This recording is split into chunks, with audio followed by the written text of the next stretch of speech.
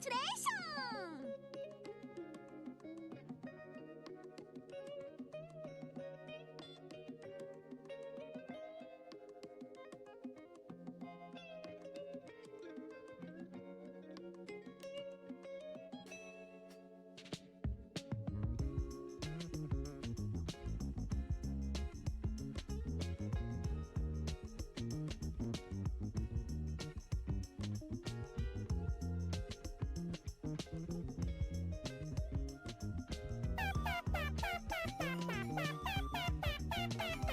Thanks for the raid, Z.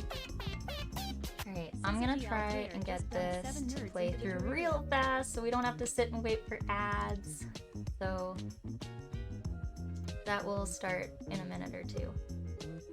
But yeah, hello everyone, welcome, welcome. We'll be starting in just a minute. I have an ad that's gonna run and then we'll begin.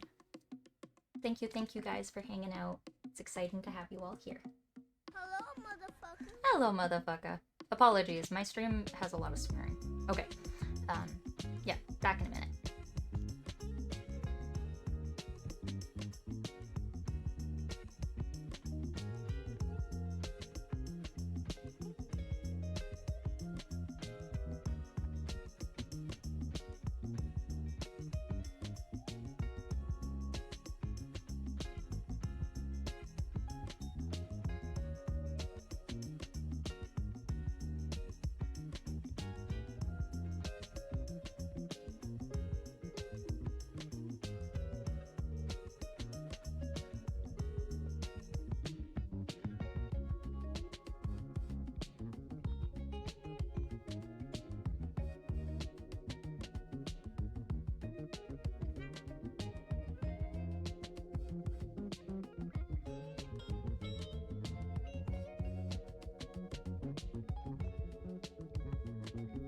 Hello, motherfucker.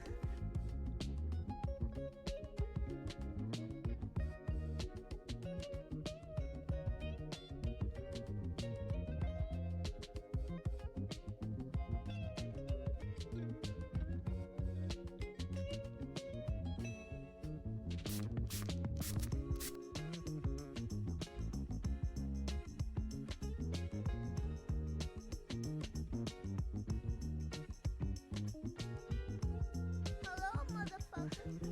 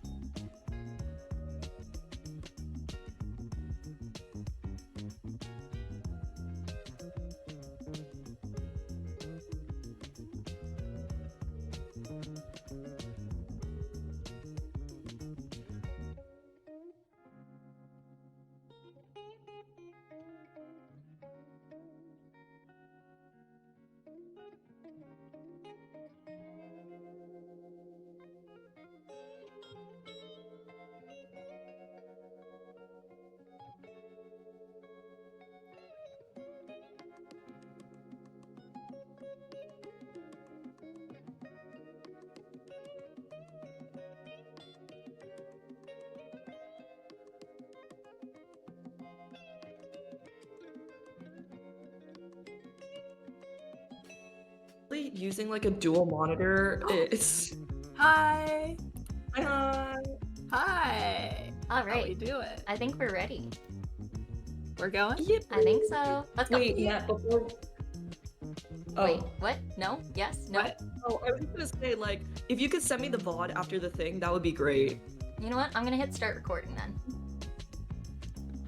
Okay, yeah. Okay, I think that's good. Okay, let's start. Let's start. Do it. Let's do it. Let's do it.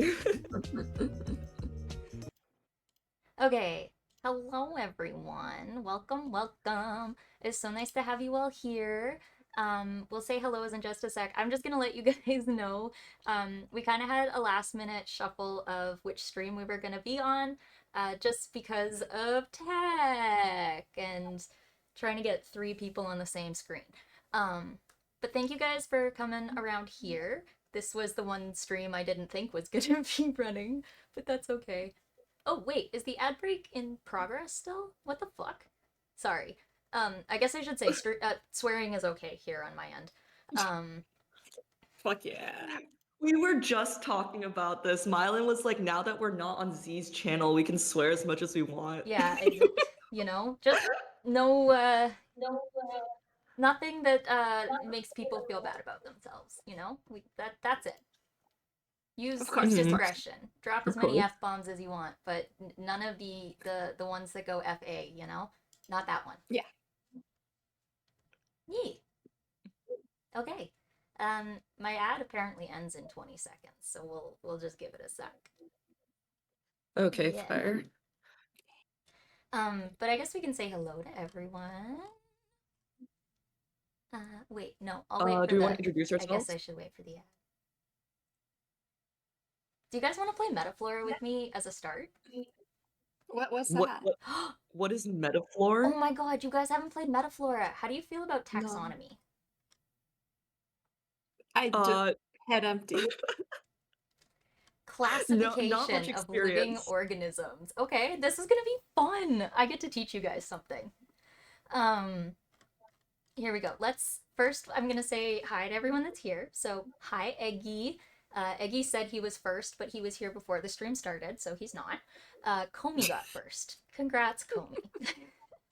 And then, hi, Eggy. Hi, Comey. Hi, Gaushin. Hi, Zach. Hi, Tyler. Hi, Warpy. Hi, Dudok? Oh, I don't know. Hi, welcome. Hi, Carmomos. Hi, Andrew. Hi, Stella. Hi, Jedi. Hi, Ilgaz. And Duamer Thrax. Hello. Welcome. Hello, Agent 9. Hello, Oreo. I'm just trying to make sure I don't miss anyone here. Thank you for the hydrate, Eggy. Who else we got? Calcium! Hello, Calcium compadre. Hello, Emoose. I'm trying. Hi, Z. How are you? Hi. Who else we got here? I just don't want to miss anyone. Sours. Toff Tank? Sour? Hi. Hello, nod then bow. What if I want unreliable info? Well, I'll show you where to find it, okay? So don't worry. You That's guys will great. know how to find both reliable and unreliable resources after this. Oh, this is very exciting. Very exciting. But yeah, I wanna play a little bit of Metaflora with you guys because this shit's fun.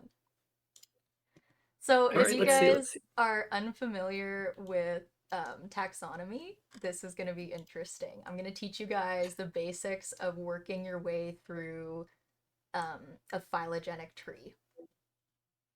I actually used to study birds, so I actually do have some experience in like reading phylogenetic trees and stuff. The Okay, deep lore? okay.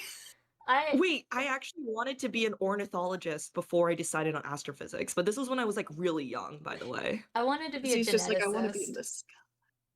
Why can't I show shit? I turned it off because I was while everyone was gonna be streaming, I didn't want them to interrupt, but if you guys can turn them back on, like we can turn them back on if you want. Well, I would have to reopen the program. I don't know. I have seen you getting hit with random objects. Yeah. So. All right, I'm gonna pull this thing up. Where's Metaflora?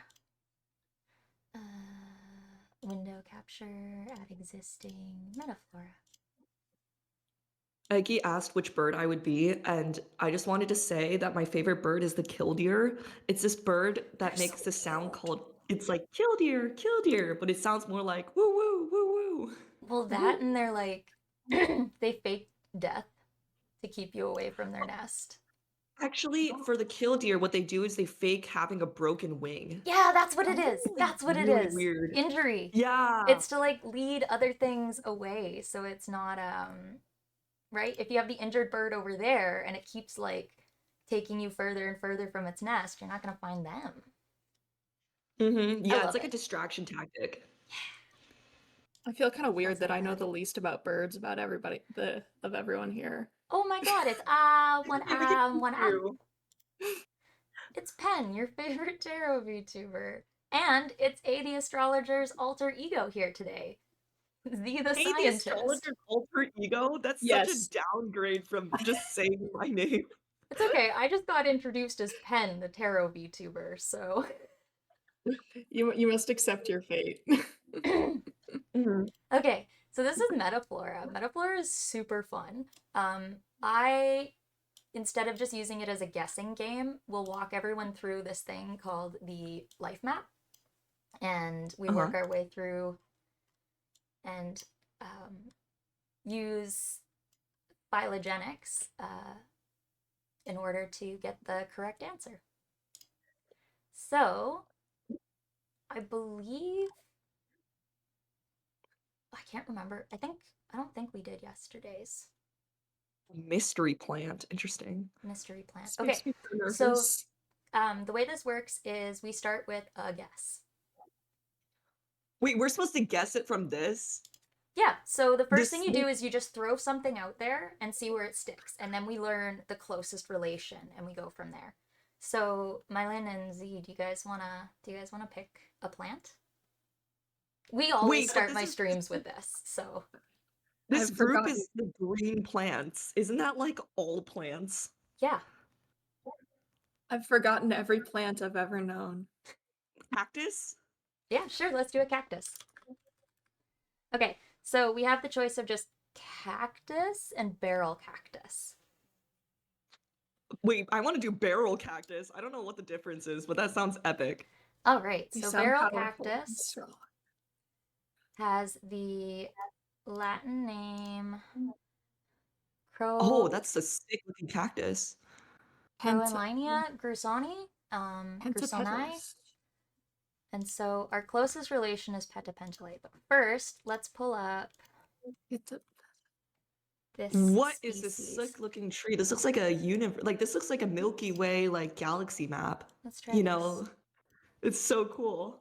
Yeah, and the neat thing is it's actually very different from a family, like a family tree that you usually think of. Why is that not there? Well, you know what? It doesn't matter. I know where cactus is. So immediately it brings us up to this group called the Pentapetalae. If anyone was here for my stream, oh god, which one? I think it was like 3 weeks ago or something.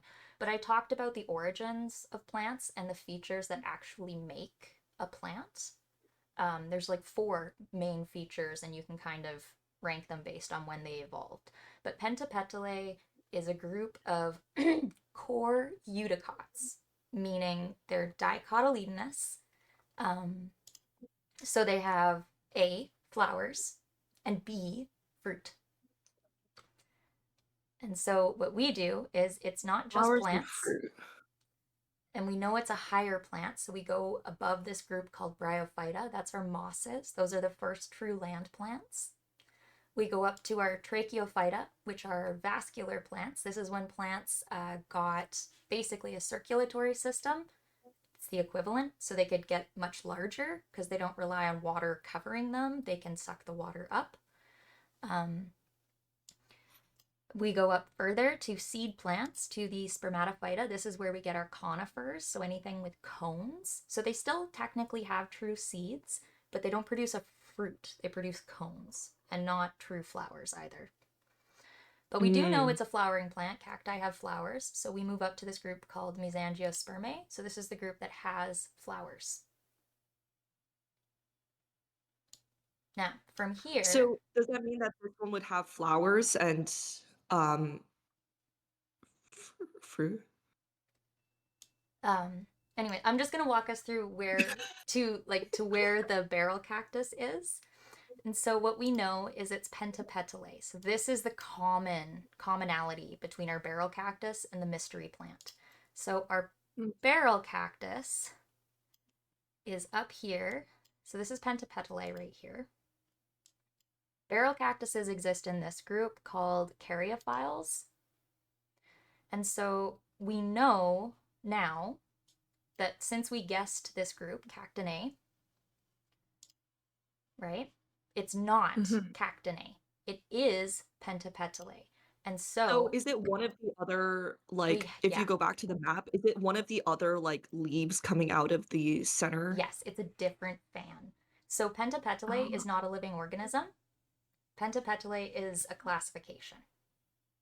Only Mhm. the Wait, very, can I very vote for tips of these asteroids? fans, like the last points on a fan, those are living species. Mhm, mhm. Yeah. Okay. Wait, what is an asteroid? Because that sounds kind of spacey. An asterid is a group of flowers. So it's one of the biggest ones. They're a large clade of flowering plants composed of 17 orders. Hello, motherfucker. Hello, motherfucker. Thanks for the follow. And more than 80,000 species. It's about a third of the total flowering plants on the planet. Mm. And I see. so the major thing that separates them out from rosids is it's mostly just floral structure. And then as Wait, science progresses, we do more with genealogy and mapping out genetics. And so things are constantly getting reclassified um, as genetic studies are done. But it's really just a way of grouping and understanding plants. So asterids are just one group. These are. Ah! oh my god! Vishu Labs just dumped 13 Thank you euro for into the the raid. Hey, Thank thank you you so so much. much. Thank you, thank you. I appreciate the raid. Hi guys, welcome in. Party of 13 nerds. Thanks for dumping the nerds. We are going to be talking. Oh, wait. Hi, I'm Nep. This is immediately to my left is Z, and then further to my left is Mylin, and we are all part of V Theorem. And today we're going to be talking about sussing out resources. Are they reliable? Are they unreliable? How do you figure this out? What about AI? AI is a little sketch. And then like how do you make the resources work for you? So that's Mhm, what we're gonna do. Um, mhm. yeah. Yeah, we're only Oh, streaming on my end today just due to how technically challenging it can be to host three VTubers on one stream. And my computer is it's got the most, I guess, muscle behind it. So oh my god, yeah, it was such an ordeal because I was trying to get everything set up and then like OBS was crashing and then my mouse was like the infinite scrolling wheel of doom and I was like, okay, yeah, we're kind of cooked. and then I guess the other thing to know is that as we usually don't do this on my end because my stream is typically 18 plus, unlike their communities, and I'm keeping it together today. You can swear as much as you want. I don't fucking care, but we're like no THC today. We're gonna stay so like I like my THC on stream. It's fun. You know, it's all good. Anyways, we're playing Metaflora right now, which is what I start my streams out with. It's a taxonomy game where you guess a mystery plant, and I'm just walking us through a phylogenetic tree. Um, but before that, Vishu, Wait, Visho, Vishu, so do we have to Visho, make another Visho. guess? Wait, do Yeah, we need to make another guess? yeah, of course. So each time you make a guess, you get two pieces of information. So you get it's not this group, but it is this group. So we can Mhm. cancel out this fan and we know it's still part of this. So we know it's not the caryophyles because that's where our cactinae exist. That's the cactus group. So we're not here. We're either in Mhm. the saxifragelles, the santinelles, the rosids, or the asterids. The santinelles are like sandalwood. Saxifragelles, I believe, are uh, they're just kind of an odd group on the side. You get things like peony, jade, blackcurrant. Wait, can I vote for the syzygy plant? Is that also Yes. a viable So option? if you remember when I covered that very briefly on stream, it was in this group here in the rosids, in the malvids, and specifically the malvales.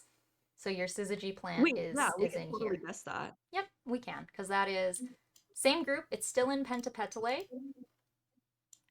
But it is not the Caryophiles. So if we get it, we'll either narrow it down to this fan, or we'll go into the others. But yeah, let's put that one as. I actually don't know if it's gonna be in here. No, it's not. Yeah, that's Okay, pretty let's guess another specific. Malvid though. So we'll go cotton. Cotton. Okay. Cotton is in the same overarching group. So it's not cotton, which means Take it's care. not Okay. here. So it's not here. And we're back to our Pentapetale. So we can guess Asterids, Saxifrages, or Sentinels. Or Santalels. Oh, and also thank you, Vichu, for the raid. It looks like they have to go now, so Oh yeah, thank you no so worries. much. Thank you. Take care. Get some rest. If you guys are interested in playing this, there's the game and the life map. Yes, I love the app. It's great. Yeah, so it's not in the Rosids and it's not in the Caryophiles, so we can guess one of these.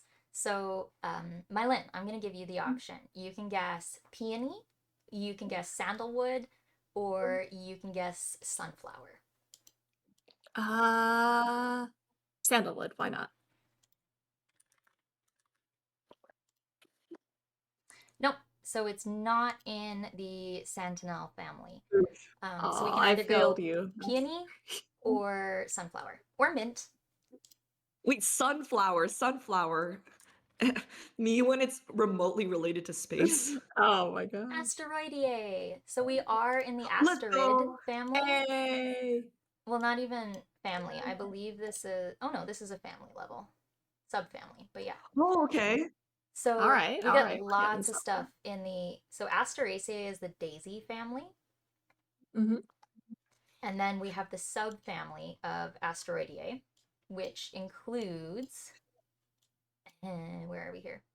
Helianthae, those are the sunflowers and such. We have Senecoiniae, which is it's not as big.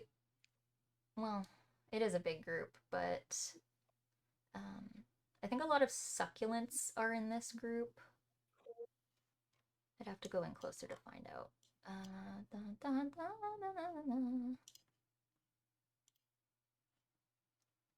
Oh, I hate that plant. Ground cells are a bitch. Actually, I wonder if ground cells are in here. No. If you're I not love it when people familiar, talk things about this stuff. common ground cell is a weed, and it's a Me just pain nodding and in the butt. smiling. This is common ground cell. It's got like Oh, these are like dandelions, no? yeah, but Oh, they're a wait, lot no. taller. So dandelion doesn't grow tall. Dandelion stays as a short, compact rosette. It doesn't get a long stem. This is obviously really closely related to dandelion, but they're a smaller little puff. They're quite a bit smaller, and they grow this tall thing with these little dandelion-like flowers. I see. They're a bitch. They're so annoying. Common weed. Okay, I wonder if we could actually just guess asters. No, you won't put smooth aster in there, would you? Of course you wouldn't. Oh, wonder else. No. Maybe dandelion, honestly. Why not? We love a good dandelion. Let me just make sure it's not in the same Have you group. ever eaten a dandelion? I was Chamomile's in this group. Let's do chamomile. Oops. Okay. Oh, okay. Chamomile's good to eat. I like chamomile. Do you guys know pineapple weed? Not THC weed, not cannabis, but like pineapple No, weed. no, no. It's a cousin to chamomile. I do not know plant. All I do right, not know so any plant. we've narrowed it down a little further. We're definitely in this this group, the Anthemidae. So I know we're in here now. But what else do we have in Anthemidae? Anthemidae. These are subtribes.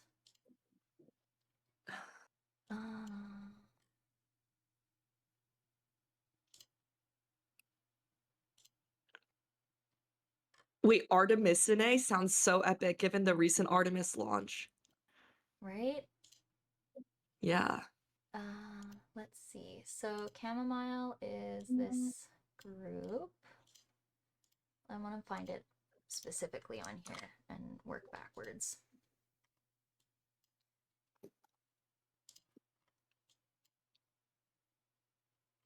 Z really filters out what she likes. Honestly, Okay. anything that's like related to space, even like music, if it has like a Artemisia. space themed title. Mugwort.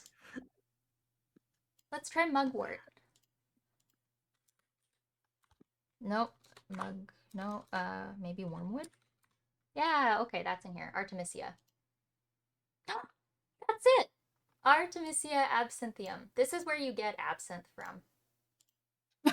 Oh my god, wait.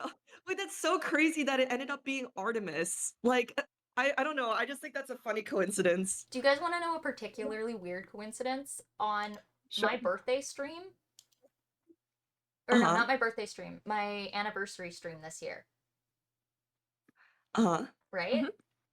We're like, okay, well, it's about Nep, so let's just put our first guess in as Nepenthes. You want to know what it was? And it was? Was it? Yes, we got it on the first guess. Oh my god. It Incredible. was Beautiful. weird. It was so weird. That's crazy. Yeah, Oh, that's delightful. yeah. So strange. We're like, I just sat there silently. I'm like, what the fuck? But if you guys are interested in this and you want to try it yourself, there's a new mystery plant every day. So there's a new one in about 7 hours.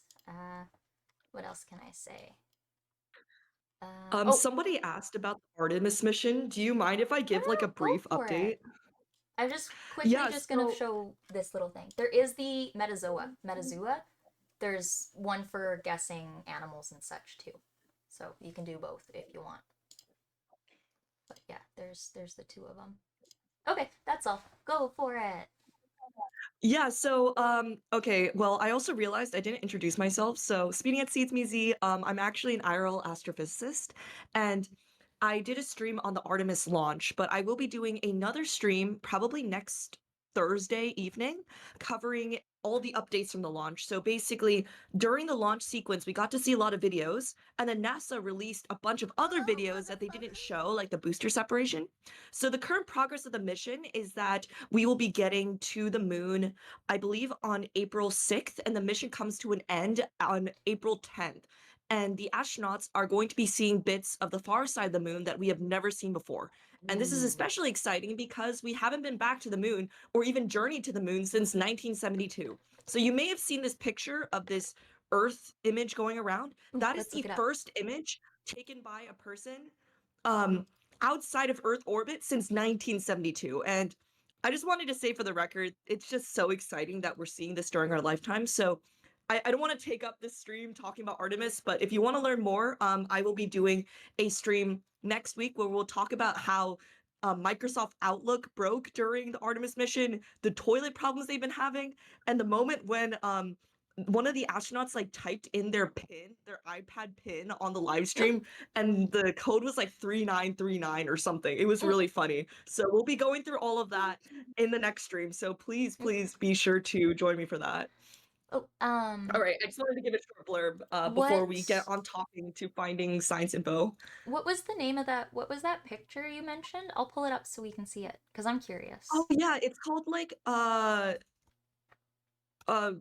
wait, I just it's on the tip of my tongue. It's called Hello World.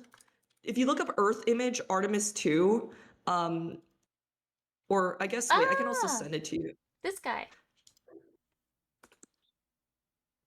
Wait, let's see. Yes. If you pull it up, it's really crisp. It is. I think they took this with Whoa. an iPhone or something. Actually, I don't know. They are allowed to bring their iPhones on this mission. Do So they work? they're just like taking photos like with their phones, and inside the capsule their like phones are like floating around. This is just such an exciting time to be alive, guys. That's so cool. That What is the heck? cool. Yeah. Absolutely Whoa. delightful. I know. So you can see like the sliver of like sunlight on the right side. I think Yeah. some of that is there are two auroras. there's one on the top right, and then there's also like zodiacal light on the bottom right because the Earth is like eclipsing the sun. Oh, neat. Yeah, no, this is like super exciting. Like this is my new like phone wallpaper. It's great. Cool. Mine's Mhm. Lars. Oh, that's cute too. Yeah. It's just like a really up close photo of him. It's not his best angle, but it makes me giggle. Aw. Yeah. Are Oh, these that is guys really even cool. trained space people? Yes, they are. So, on the mission, there is like a trained pilot. There is Christina Cook. She's like has like the first all-female spacewalk, like the record longest space flight by a woman. There's also like okay, everyone's cracked basically. So they are all very experienced space people.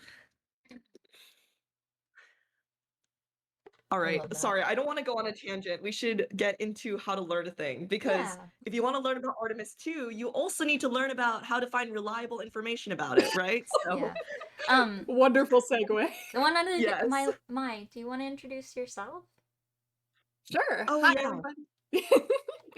I'm Violet Ackerman. I am a social psychologist VTuber, and I do research like science-related streams on YouTube, and then sometimes I do art and gaming over here on Twitch. Mm. Neat.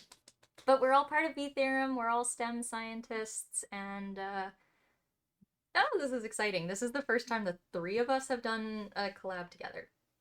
Yeah. Mhm. I think this is my first official collab with you, Nep, actually. Probably. Like we've been on each Wait, other's. really?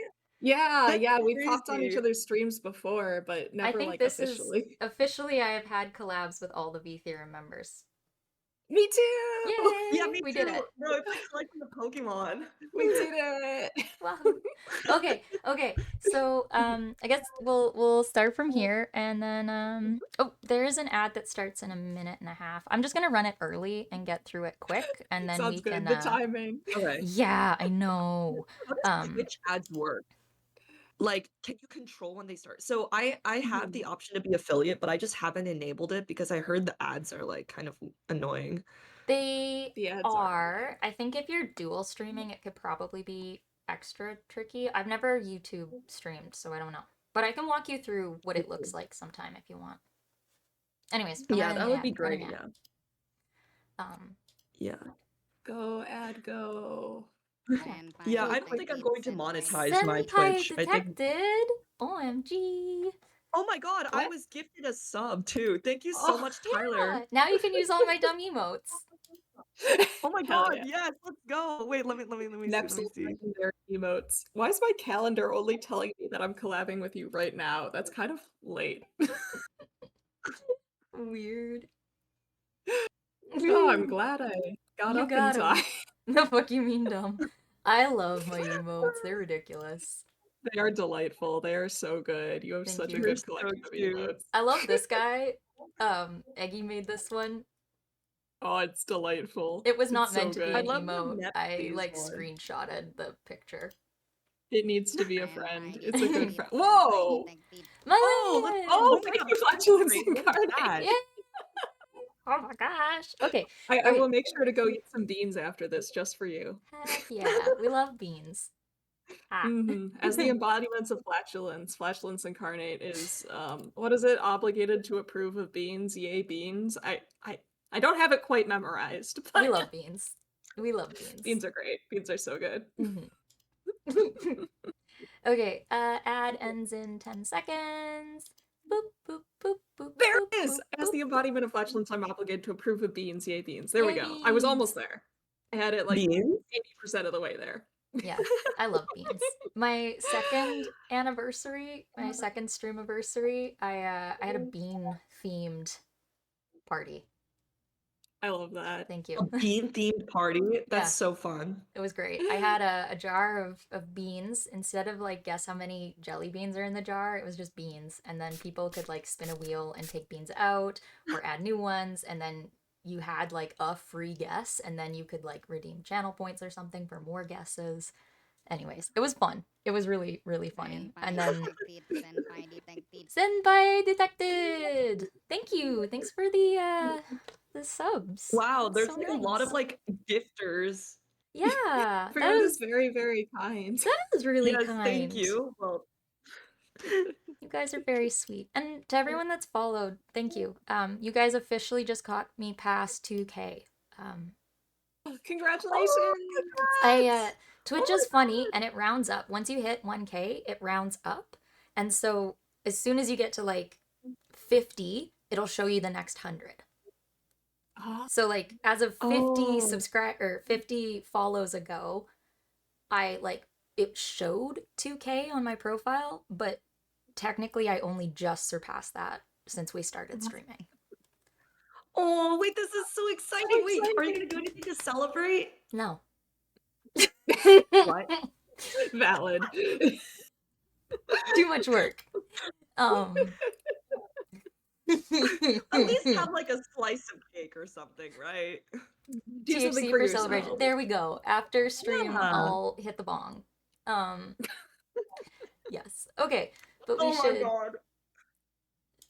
So look, man, I'm 30. I can do this stuff. Okay, I'm an adult. No I have judgment. No never judgment. quote unquote hit the bong before, for the That's record. okay. That's okay. You don't need to. You don't need to. Also, Nep can do that on your behalf. yeah, there we go. Mhm. Yeah. Hags and STEM. Yeah. Hags Yeah. and STEM. Okay. Mhm, mhm. I guess we should get started. All right. Yeah, let's Yes. let's get rolling. All right, All Mylan, right, just let me know so- when you're ready for a new slide, and I'll move ahead. Oh gosh, I didn't think this through. I put animations in. I'm sorry. We should be okay. We'll figure it out. Let's see. Okay, so hi. This was supposed to be a placeholder introductory slide, but then I just left it unintentionally, but it works. And then I So- made the stream title Actually- that. Isn't it beautiful? Listen, I'm not gonna explain myself. I don't need to explain myself. So anyway, I'm mostly gonna be focusing on stuff like how to find more reliable like scientific information and academic information. So not necessarily like practical information that you can apply right away. I'm gonna leave that more to like Z and especially Nep. But like, let's say you're doing like background research for like a paper that you need to write, or let's say you're trying to figure out if there's scientific consensus on a certain thing. That's more what I'm sort of aiming for. That's the kind of deal we're going for. So let's go to the next slide. And this is going to be a very quick slide. I'm sorry. I just wanted to ask everybody where they looked. Like, where do you go? Where do you go when you want to learn new information? Where's the first place you go to? Try and figure it out. I feel like I usually go to like Google first. Me too, honestly. Yeah, I go to like- Google first. Yeah. ChatGPT, Google, like, I guess it Wikipedia, depends too. on my Browser. question, because I have so many books on gardening and horticulture that a lot of the time I just go there. But Yeah. I have a personal YouTube as library well? of that stuff. So Mm. I think these are all good answers. Yeah. And some of these answers that I have, Google is the first slide that I have of a potential thing. So let's go over to Google. The next slide, Google. Google, of course, is a mix of good and bad information. I have tried my best to turn off the AI overview because they keep pushing it at me and I can't make it go away permanently, but you don't trust it. It will tell you things. For example, I very easily got Google to tell me that I need to fight at least one snake to get my PhD. Yes, I'm sorry, Gaushin. I don't know how to tell you this, but according to Google, you need to fight a snake to defend your PhD thesis. I lost a snake in my house as a child. Oh no! My mom was not Wait, pleased. Milo. I did want to say that if you do not want AI overview, DuckDuckGo has a browser that does not that is disabled AI features entirely. I may need to try and do that. I think I'll have to Yeah. do that. I think I'm going to do that. I'm going to do that. Oh, Komi Belladonna says I'll do a write-up on using Chrome/Google without AI. Perfect. Do you want to, whenever you've made that, you should put it in the vTheorem server. Yeah, Yes. I know the minus AI trick, and I have changed my settings so that my main beef is I've changed my settings so it doesn't show up, but like it's annoying because I have to change my settings on every single browser on every single computer I use, which pisses me off. I It just should leave it up. generalize across accounts. I'm Mhm. gonna bite someone. That's all. Okay. I'm just I, mad because I'm angry. I guess All for right, me, right. like, I kind of like the AI overview because, at least for me, it immediately gives me an idea of what information people are going to find. Ah, But yeah, if you want I, to look at it from like that yeah, perspective, I think that's a really yeah. But once we get yeah, into because my a lot of section, people I'll use it. talk about myths and bad advice, so we can go through that later. Mhm. Mhm. Mhm. Yeah. Yeah. Okay. Are you All ready? right, next one. Social media. So like Pew has done I didn't show the graphs here because I didn't want Pew to get mad at me because I like Pew and I don't want them to be mad at me. But a lot of people tend to go to social media to find information. Social media, and I'm sorry, there's animations on this one. So yeah, minimal to no fact checking most of the time. The vast majority of social media has no attempt at fact checking. People can just say, I swear, people could just say shit. People can just say shit. People can say whatever Ugh. the fuck they want all the time. Oh, that feels so good. And social media rarely, if ever, distinguishes between experts and random people. And random people complain. I This is a pet peeve, but I get annoyed when people put like blah blah blah PhD in their bio, even as a joke. I'm like, I had like 20 mental breakdowns and lost 6 years of my life to a PhD. You don't get to say that you're a PhD in butts or whatever. Shut up. I'm gonna fight you. If you want to be a My PhD in butts, mods are actually spouting do it. misinformation. Oh, okay. I'm gonna bite them. Do it. I'm gonna.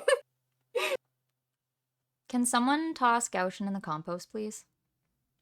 Goshen, I'm gonna bite you. I'm Oh gonna my bite you. god. Mylan is a whole ass mood. Heck yes. All right. Yeah, Goshen understands because Goshen has been through it. Is going through it. Yeah, friends or family. This might make sense if your friends or family are experts. My sister's a nurse, so I will ask my sister about nursing related things, especially things related to her particular specialty. But it might not make sense if they're not. I still, to this day, am deeply traumatized. Not tra. I don't want to say that I'm traumatized by this because I'm traumatized for real by other things. But like, still to this day, I remember my mother. I asked her, "Why is the sky blue, mother?" And she said, "Because it reflects the ocean." That's And diabolical. the next day in class, my teacher asked us, "Why is the sky blue?" And I said, "Because it reflects the ocean." And the entire class and my teacher laughed at me. No. Can I'm I still so sad about this. This was probably like more than 20 years ago, and I'm still upset. I would like to Oh. make you feel mildly better. When I was in grade 5, this wasn't me, this was just a classmate of mine.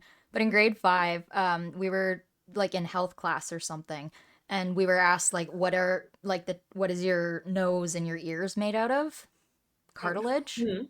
Poor kid. Mm. Cleavage. Oh No. No, wrong word. Wrong word. no. Yeah, Oh, that one stuck God. How with old me. was I? I was in like kindergarten.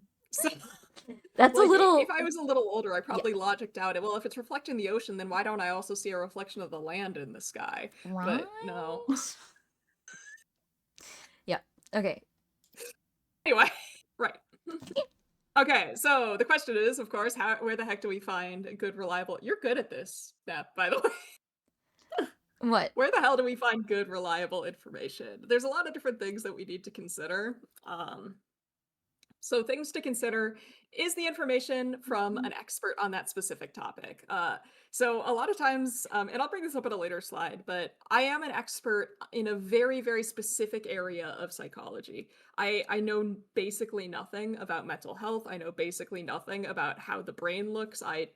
I am an expert in a very specific area of psychology. You need to be sure they're an expert in that specific topic. Also, experts can be wrong. Experts can be biased. So you want to make sure that the information has been reviewed by other experts on that specific topic. You want to make sure that the information is reliable. That is, if you keep asking the same question, you'll keep getting the same answer. And you want to make sure the information's up to date because, of course, science is an ongoing process. We're learning new things every day. And you want to know whether the information changes on the context, which is a very social psychologist thing to say, but I think it's very important personally. I like your description of is it reliable? If you keep asking the same question, are you getting the same answer? Mm. Thank you. That's a really good way to describe that. I'm glad. That's I'm stealing that. Do it. Take it. I Take like it. that. Enjoy. This is open source yapping. Yes. All right. So yeah, going a bit more on whether that information's from an expert in a particular topic. This isn't always clear. So I grew up with, of course, Bill Nye the Science Guy. Bill. Bill Nye the Bill's Science Guy. epic. Yeah, a huge fan of Bill Nye. He doesn't have expertise in the entirety. Nobody on Earth has expertise in the entirety of science, I think. I don't think that's possible. Inertia is a property of matter. Sorry. But yeah, no, he got his degree in mechanical engineering, and I'm sure he's done like a lot of background research and other things since then, but all of science, he's not an expert in all of science. That's just not possible, and he's trained as a mechanical engineer. There's other things that I could potentially mention, and other people I could potentially mention, but I'm not going to because I don't want to get sued. Anyway, I like the concerned look on Z's face. So, of course, where can you find experts? Many, but not all experts are academics or researchers. Not all. That's For not me. example, Nepgear is an expert. Yeah, but you have broken free from the world of academia. You are not Broken trapped free. in the shackles. Broken free. Broken My free. contract ended and I was outcompeted for the new position. Oh, But that's okay, because I really don't fit the academic research world. It's not my thing. it takes a very, very, very specific type of person to survive in the academic research world, Well, and and most people are not. that type of honestly, it's person. just kind of weird as a horticulturist to not exist in that sphere or to not work in the production world. Like, I picked the weirdest fucking niche in horticulture.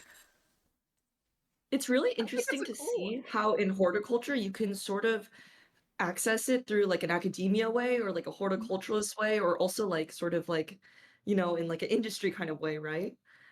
I feel Yeah. like in certain fields, for instance, in astrophysics, you don't really have much of a choice. It's kind of just academia, or maybe you could get into a startup, but it's like mostly academia.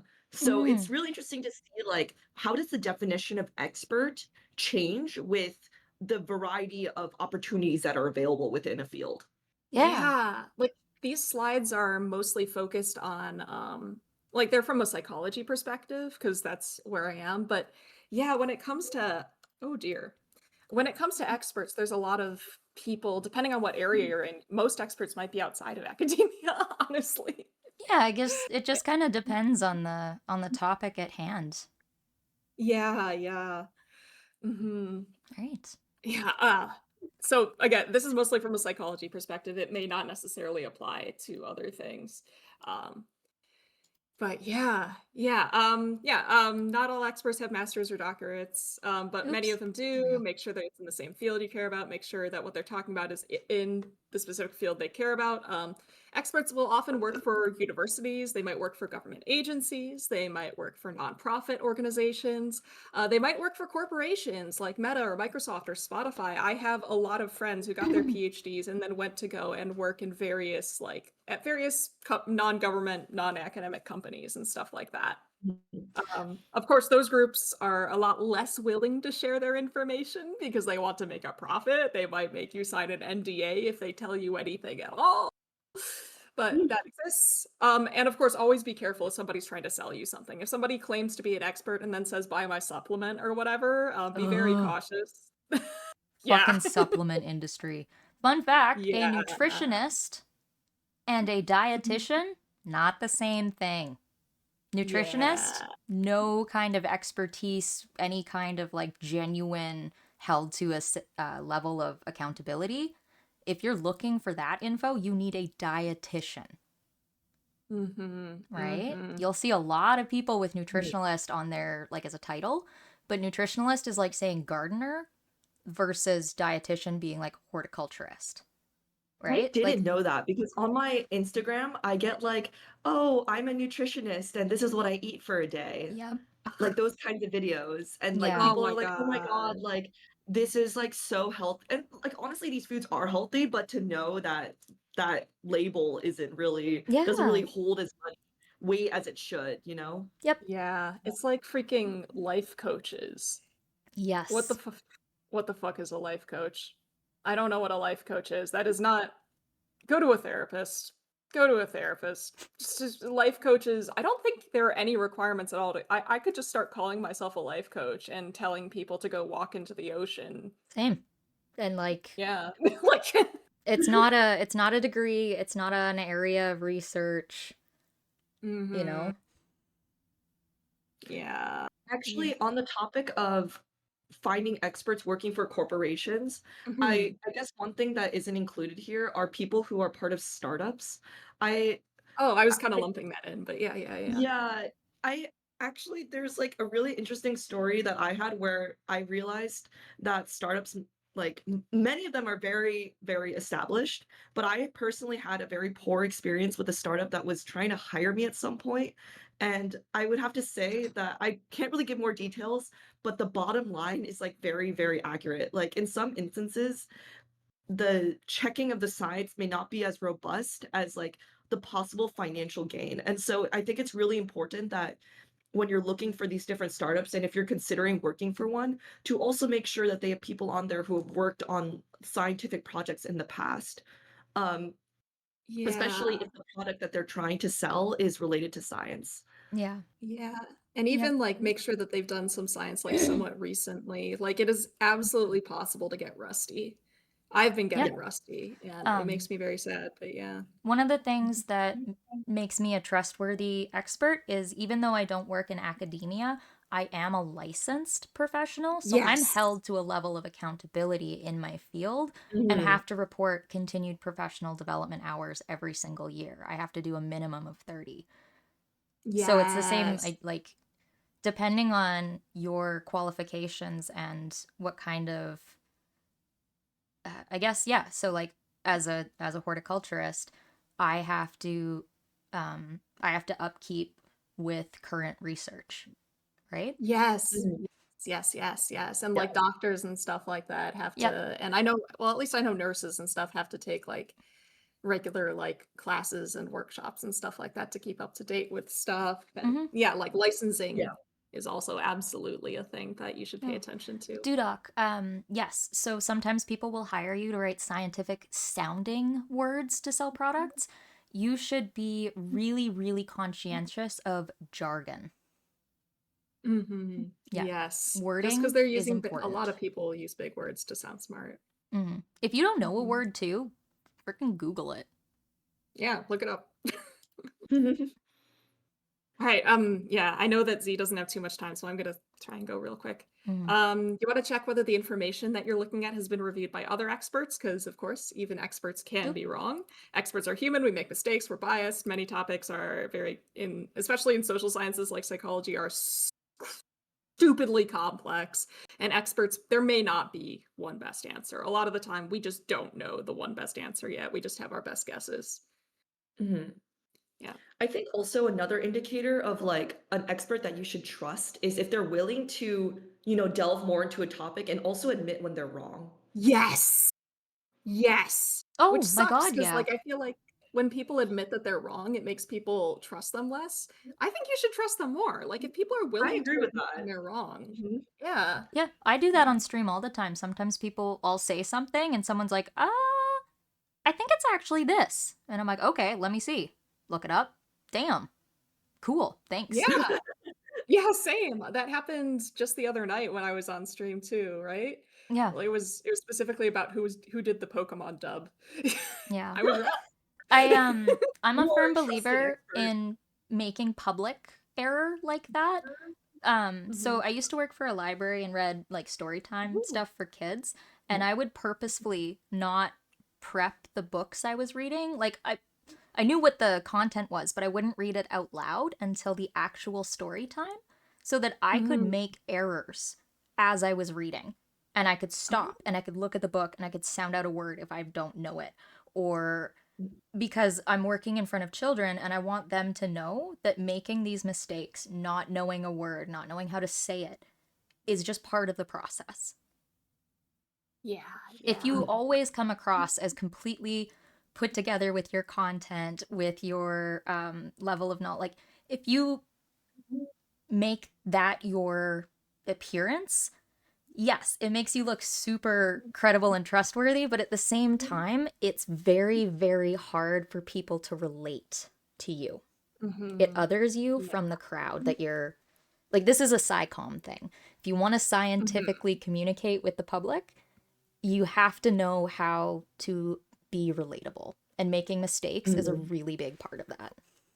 Mhm. Yes, yes, absolutely. I'd say the same is true with teaching. Yep. Like, it's very important to acknowledge when you're wrong when you're teaching, both because it, of course, makes it more accessible and because then your students know, like, oh, I can ask questions. I'm not dumb if I don't know Mm-hmm. this. They're human too, Yeah. I that don't kind of know it thing. all, even though this is my Yeah. field. I spent the last weekend at a conference, like trade show conference, and I had a game sitting next to me that was just literally like, can you name these common bedding plants? And people walk up and they look at it and they're super intimidated. And I'm like, look, I've been in this field for 10 years and I can't do that.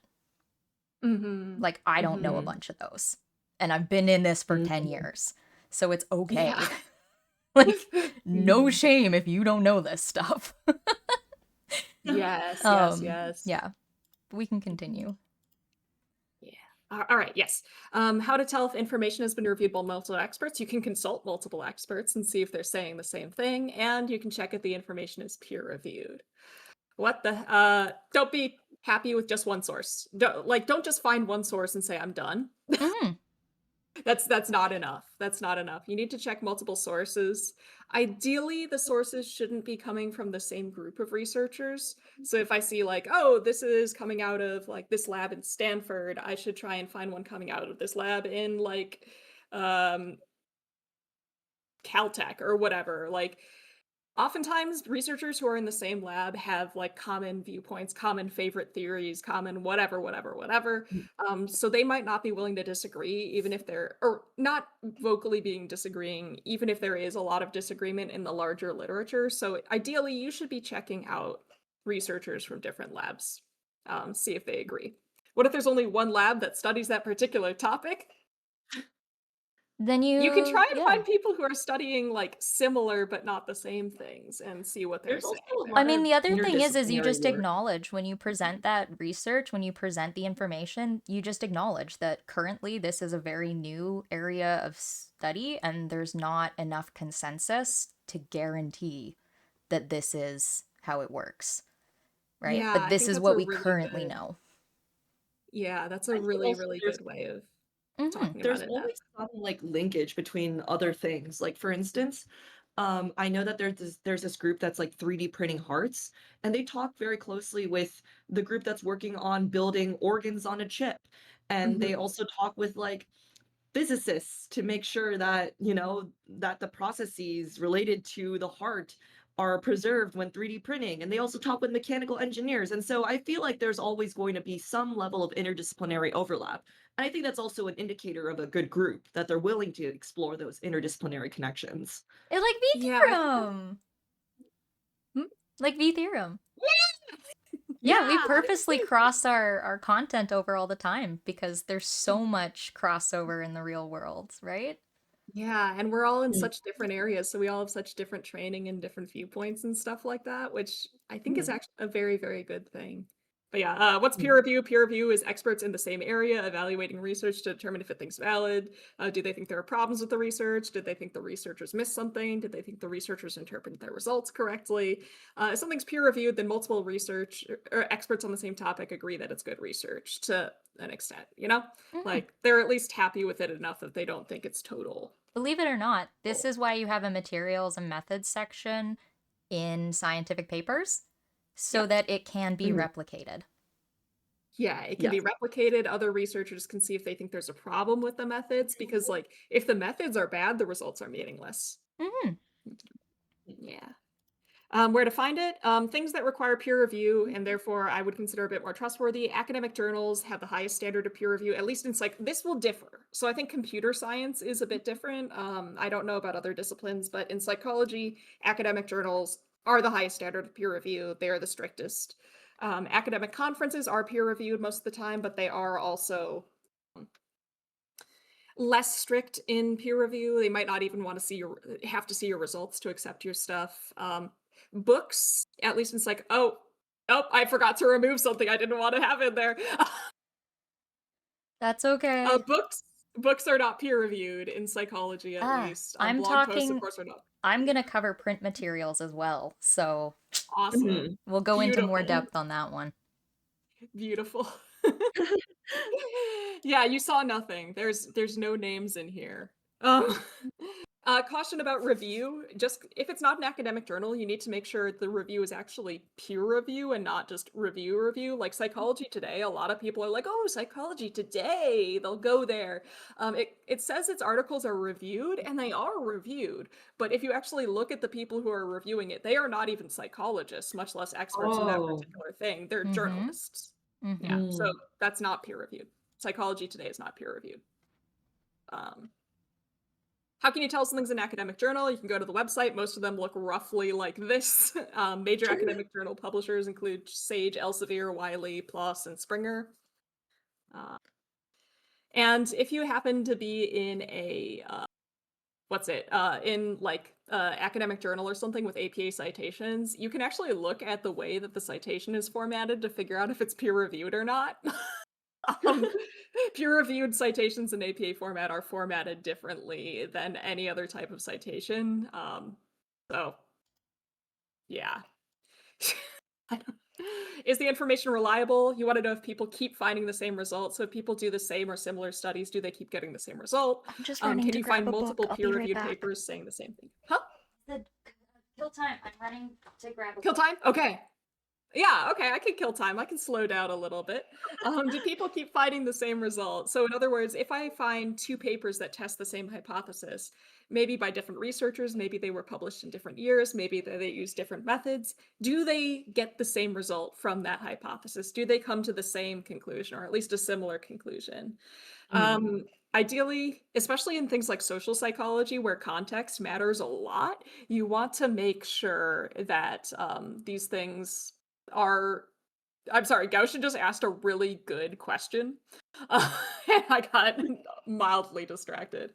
But yeah, you want to make sure that people keep getting the same results over years or decades, especially in social psychology and things like it, where the political context, the historical context, the cultural context all can really affect results. Gaussian, would a dissertation be a gray area? Will not review peer reviewed strictly, the author must still defend rigorously. No, I agree, Gaussian. I have, like, technically, a dissertation or a master's thesis are not considered peer reviewed, which I think is kind of silly because you have your committee and you have to defend your decisions. Though I guess, like, depending on the committee, you may have had the committee's input and they may have been helping you through the study. So now they're invested in the study and they might not have as much of an, like, and it also, of course, dissertations and masters are not anonymous, so you don't have that anonymous peer review, which means social factors like how much they like you might be playing into it and stuff like that. So they're not considered peer reviewed, which is frustrating to me, but also I kind of get it. It is, Mm. yeah, I feel like it's a bit of a gray area, but like if I was publishing a paper, I would not cite a dissertation or a master's unless there were zero other papers talking about that. Mhm. Okay. Yeah. I did Okay, return we're back. with books, so I'll talk Awesome. about those later. It just dawned on me I have one topic and 4 different books, so Oh, I'll jeez. talk about Oh. the authors and credibility and stuff. Okay. Yeah, I'm sorry. I need to speed up even faster. Is the information up to date? It can be very difficult to tell if things are up to date on social media, wikis, AI. Published articles are always dated, so it's easier to tell when they were. Usually the research is done a year or two before they were actually published. Does the information change on context? Many things depend. Lots of things depend. What's true in one situation might be completely false in another situation, so pay attention to context. Mhm. Sorry, I'm really speeding through now. I'm Wait, Mylan, if yes. I feel bad making you speed through your things. I also don't mind going first and then, you know, continuing the slides afterwards. I don't want to slow you down. Uh, I'm just oh my god. It's all right. It's all right. all right. You just are you ready for the next slide? Yes. We can always Um, come back to your content as well, Mylan, if you have more you want to add. that's And true. I'm sure I was gonna say the Orbeez, the audience has various questions as well. Yeah. Okay. Yeah. I just Actually, do we want to skip ahead to Z's content then? yeah, let's and skip then... ahead to Z's. Yeah, I feel like there's so much great conversation that can come out of this. Sorry, yeah, I No, do no, no, have to no, don't be sorry. it. All good. So, We probably should all have right, known to I'll just put Z's content. Yeah, now that I think about it. It's not like it's all me right. who does 6-hour streams yapping about grass. So, all right. Yeah, what's really funny is that yeah, no, I would have to run after this, but I will let you know when to click the next slide, by the way. Perfect. We have 20 seconds until this ad break ends, just so you know. Okay, I'll just wait like 20 seconds then. But in the Yeah. meantime, I did want to mention that there were quite a few questions in the Galaxy Discord about like whether using AI is even right to begin with. And I just feel like there's a lot of um, you know, the use of AI has like really expanded. For those of you who do not know, there's this thing called Claude Code that can basically access your file database and like code for you. GitHub Copilot just recently announced that it will be accessing private repositories to train its AIs unless you opt out, which is in this like really hard to find setting box. And then there's also tools like OpenClaw that let you, you know, have the AI like look through your email and your calendar. And so I feel like AI resources have become very ubiquitous and also very global. And so I would want to say that you should never be putting private information into AI. You should be very cautious about what information AI is accessing and making sure that you're okay with that. And yeah, I'll go into more detail in just a minute. I think that was 20 seconds. Yep. All right, you can click the next slide. Oh, let's see what it is. What is a large So language I guess model? yeah. So in order to ask like when should we be using AI to ask questions, the most important thing is to ask what is a large language model because that will help us reveal the strengths and limitations as to how we can use AI. Um, and so I have a few examples on here on this slide. You may have heard of like ChatGPT, Claude, Grok, Gemini, all of these different AI sources. And so a large language model is a computational model that is trained on massive text data sets. And what it does is that it predicts and generates human-like text. In other words, what it does is that it basically predicts the next word in a sentence using like probability and math. And that's really important to know because that means that large language models are designed to generate text, but they don't know things like humans. They don't know what is right or wrong. They're basically just predicting the next word in a sentence. I also realized that the ChatGPT meta labels are switched in this diagram. Sorry, I just like Googled like LLMs and I like pasted the first image that I saw. Yes. So as a result, oh, the transitions died, but I'm wondering from chat, like, what do you guys think are the best ways to use AI and how have you guys used AI? And in order to answer that question, I just put some examples of ways that I've considered using AI, which is to summarize articles into papers, translating complex language into terms that are easier to understand, and finding relevant sources faster. And what's really important about all of these is that they are all related to the use of language. And I'll talk a little bit more about ways to not use AI, but yes. So some ways to use AI is that you should make sure that you're using AI to maybe help you find sources, but you should never make it replace sources. So I know Mylan earlier was talking about the Google like AI feature and how inaccurate that is. And there's a really lot of funny examples online. The Google AI overview is not accurate. But as Gaussian mentions in chat, like I only use Google AI overview for the links that it gets. So AI could be useful to start with topic overview and generating search terms or even summarizing papers. But what is really important is that you follow up by reading the original source. And if you go to the next slide, There you As go. a result, there have been many examples of not good ways to use AI. You should never be copying and pasting AI answers. You shouldn't be trusting AI without checking sources, and you should never use AI without checking like who the original author is and their credibility. AI is incredibly prone to hallucination, and that is still one of the biggest issues that the AI field faces today. And as a result, you may see there are so many companies that have to do with like we're trying to reduce hallucination, but at the end of the day, a large language model does not know that if the text that it produces is accurate or not. And so there's a few funny and maybe even concerning examples. For instance, on the right, like lawyers have been using AI to create their documents and they're citing fake cases in court. I've also seen this like in the classroom. Some people are submitting assignments that make up sources entirely. People are buying things based off of AI summaries that are not accurate. Um, Yes, there's somebody in the chat who says AI is not a primary source. It is very important that you verify all the information that it produces. Um, and honestly, that should be the case for anything that you come across. Yep. And if you click the next slide. There you go. Oh, and so one example of this was from a research paper that I read. I kind of skimmed over this when I put this on the slide, but the basic idea of this figure is that when large language models produce their text, basically it's predicting what is the next word in the sentence. Hello, And in motherfucker. other words, it may actually change its content by omitting certain parts or changing its sentiment. And in addition, there's a lot of biases within this data that may be revealed in the summary or the output. For instance, I always talk about this book. It's this book called Empire of AI by Karen Howe, and it really describes all of the challenges that have gone in to making sure that LLMs don't show implicit bias, but those challenges aren't fully resolved.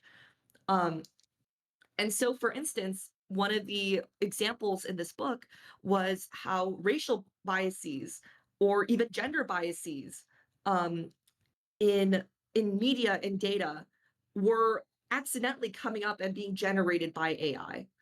And so it is incredibly important to make sure that the data that you're getting is not only accurate, but also clean of these biases. And that is something that an LLM cannot do by itself. It is something that you need to go through and use your monkey brain to figure out. And I'm sure that we have enough brain energy to do so. Hallucinations as AI making mistakes, but yes, you're right. A properly working LLM just makes up stuff that just matches well with what actually happened. And so I would say that using AI to generate text in general is also quite dangerous. Um, and so I also think that when you're working with AI, I know a lot of you guys mentioned in chat that you would never use AI or, AI is impossible to use. Unfortunately, in the workplace, I know I collabed with Chet recently. It's impossible to get along without using AI. For instance, when Chet was talking about his work, he has to be able to use AI to be keeping up with, other software engineers.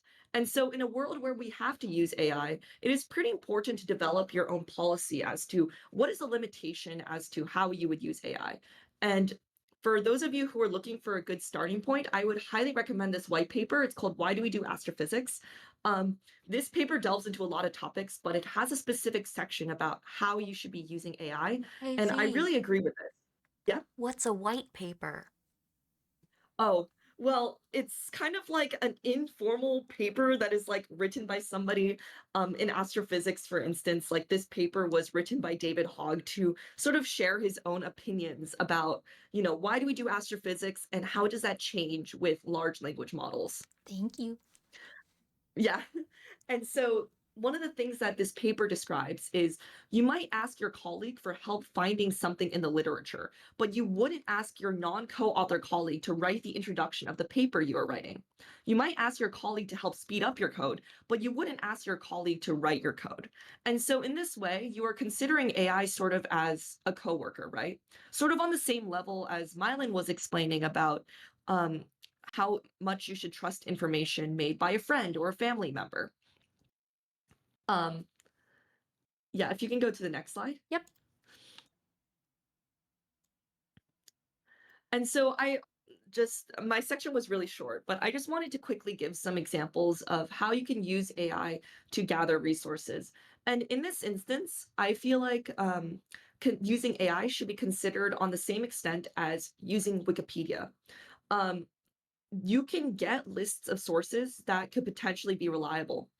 But based off of the AI tool that you use, you need to be cautious about the strength of these different sources and make sure that they are primary or secondary. This basically goes back to the stuff that you may have learned in middle school about like how you shouldn't be citing Wikipedia and how you should go straight to the primary source. All of these same ideas that you had throughout childhood are continued today. And so one of the examples I wanted to highlight is Perplexity. Um, it generates AI generated text, but throughout the text, it also gives you different sources that you can explore. And in addition, it gives you a bibliography of sources that you could potentially use. In addition, it helps you brainstorm different follow-ups if you want to learn more about a topic. But I think the general policy with this is that, you know, we live in a society in which humans have brains and can also ask questions. You don't really need an AI to help you brainstorm follow-ups. You could also do that yourself. If you're curious about a topic, then you can just search it up. Um, and I feel like refreshing your mind is also very important as you explore these different topics. And if you go to the next slide, um, yes, so this is a tool that has been recommended to me several times, and I'm actually a big fan of this. It's known as Research Rabbit, and what you can do is that if you start with a paper, so for instance, I included this very famous cosmological simulation review paper on the left side, and what it does is that it builds you a map and finds similar papers for you to help learn more. And Whoa. as a visual learner, it builds you like a literal map showing you where exactly, like, how these papers are related, whether they cite each other, you know, how the authors are associated. Um, yeah, no, this is a really, really great tool. And so I would highly recommend if you are an academic. This tool has actually saved my life quite a few times in finding similar papers. But of course, you shouldn't just blindly cite something or just be like, ah, yes, I got it from this. You should click it and make sure that it is reliable as well. How do you Um, find this? I was actually so one of the things I like to do is when I write something, I like getting feedback from other people. Hmm. Um, and so I was getting feedback, and one of the questions I had was I was writing an introduction for something, and I was like, oh, I'm like really struggling to find papers on this topic that are like related to this. And I've been using Google Scholar and I can't find anything. And the person I was talking to was like, have you tried Research Rabbit? And I guess at the time I was even more reluctant to use AI than I am now. And so I was like, oh, ew, AI slop. Like, why would I use that? And they were like, well, actually, what this does is that it helps you build a map and you can click on the sources to learn more. And I was like, wait, this is great. And some of these tools, for instance, um, you know, help you organize information in a better way Hmm. without making you become over reliant. It Yeah, still makes you use your brain and click through the sources and read up on them. cool. Where is So yeah, Research Rabbit? Is it a website? yeah, it's a website. It's a Okay, website. So if you cool. use Google Research Rabbit, you can just go in there and, you know, explore. Cool. I've never heard of it, so I'm excited. Yeah, no, I'm curious to see how it holds up for different fields. Hmm. So I've tried it for astrophysics stuff, obviously. Um, And in a similar way, another example is consensus. I've had mixed results with this personally, especially in astrophysics. But if any of you guys have tried, please go ahead and let me know. Basically, as the name suggests, what this does is that you can ask a question about what is the consensus on this? So for instance, I did, are dark dwarf stars real? And from there, you can also get a literature review, you could get a consensus meter, and what it does is that it examines the literature and gives you like information about whether or not the consensus on a topic holds. And I found this to be very useful if you want to learn more about a topic or, you know, see what the general vibe is. But I think in general, um, this may not be as useful for academics who are constantly interacting with others. And you know, you can just ask your research group, like, what do you feel about this? But I think if you're getting started in the field and you don't feel like you have that kind of support network to gather a general consensus, this could be a good starting point. I think that's the last slide for me, but I did want to end on a comment that Ilga said. I feel guilty when I make the AI do the thinking for me. Like I'm making myself dumber. And I did want to point out that, like, unfortunately, that is what's happening. Like, there have been a lot of studies that have been done about how AI in the classroom and AI in writing have been reducing the ability for people to write and learn. I People are guess using AI to get answers straight away. They're not using it to ask important questions. I can You add know? to that, as I actually have a Mhm. real world example of how I choose to not use AI, and that's in identification. So there are so many different apps and things out there to ID plants and insects for you, but I refuse to utilize those tools purely so I do not lose the skill set and memory of how to do it myself. Because Yes. Yeah. identifying yourself and going through the steps to guarantee it is significantly more reliable than AI. A lot of the time AI is wrong when it comes to the plant ID. And it can be minute. You may not know that it's not the same thing, but sometimes just one or two species different can be edible versus toxic, right? Mm, So mhm. by practicing the actual skill set, even though it takes longer and it can be tricky, um, maintaining that skill set is really important for me as a practicing horticulturist. So I will not utilize any of those ID tools. I'll always do it myself. Yeah. Yeah, I think that's an amazing policy to have. Oh, Mylan, were you gonna say something? Yeah, I also have a secondhand story because I staunchly refuse to use AI as much as Mhm. possible. But a friend of mine teaches coding, like coding specifically for statistics, and he was very pro AI for a long time. And in his classroom, he said, "Okay, students, you can use AI specifically for debugging. You can use AI to debug your code." And then at the very end of the semester, he gave them a final exam, and none of the students who had used AI to debug their code could even code at all because they just relied on AI whenever they came into a problem and they never actually learned how to code. Yeah, that's been a pretty big issue I've also been seeing recently. You can really easily tell sometimes when a code is AI generated, when it's very, like, very sometimes it can be very roundabout. Um, I think also, like, in writing, what's really concerning is, I actually met with a very famous journalist from Science Magazine, and he was like, "I never use AI. I only use it to transcribe interviews." And that was really surprising. And so, I was like asking follow-up questions, and he was like, there's been so many studies done about how if you don't regularly write, your ability to write deteriorates really quickly. And he Mm-hmm. was saying how there was a period where he was using AI to help brainstorm ideas, and he found that, after that month of trying that out, that he wasn't able to write as well as he did before. And it's really true that skills can stagnate. There was a really horrifying study done that was like when you're using AI to write, like 80% of their study participants did not remember what they wrote, like at all. They had no memory of they could not recognize sentences in their own essays, even if they used AI as a brainstorming tool and not even to write. And so I think it is so important to make sure that your skills do not stagnate. And I think, we are an intelligent species. Like we are humans. We can write, we can create things. Like why waste that away? Um, so yeah, I just wanted to, end off on that. And I'm sure everybody has different policies with AI, but I think building a strict policy for yourself is very important to make sure that your skills don't stagnate.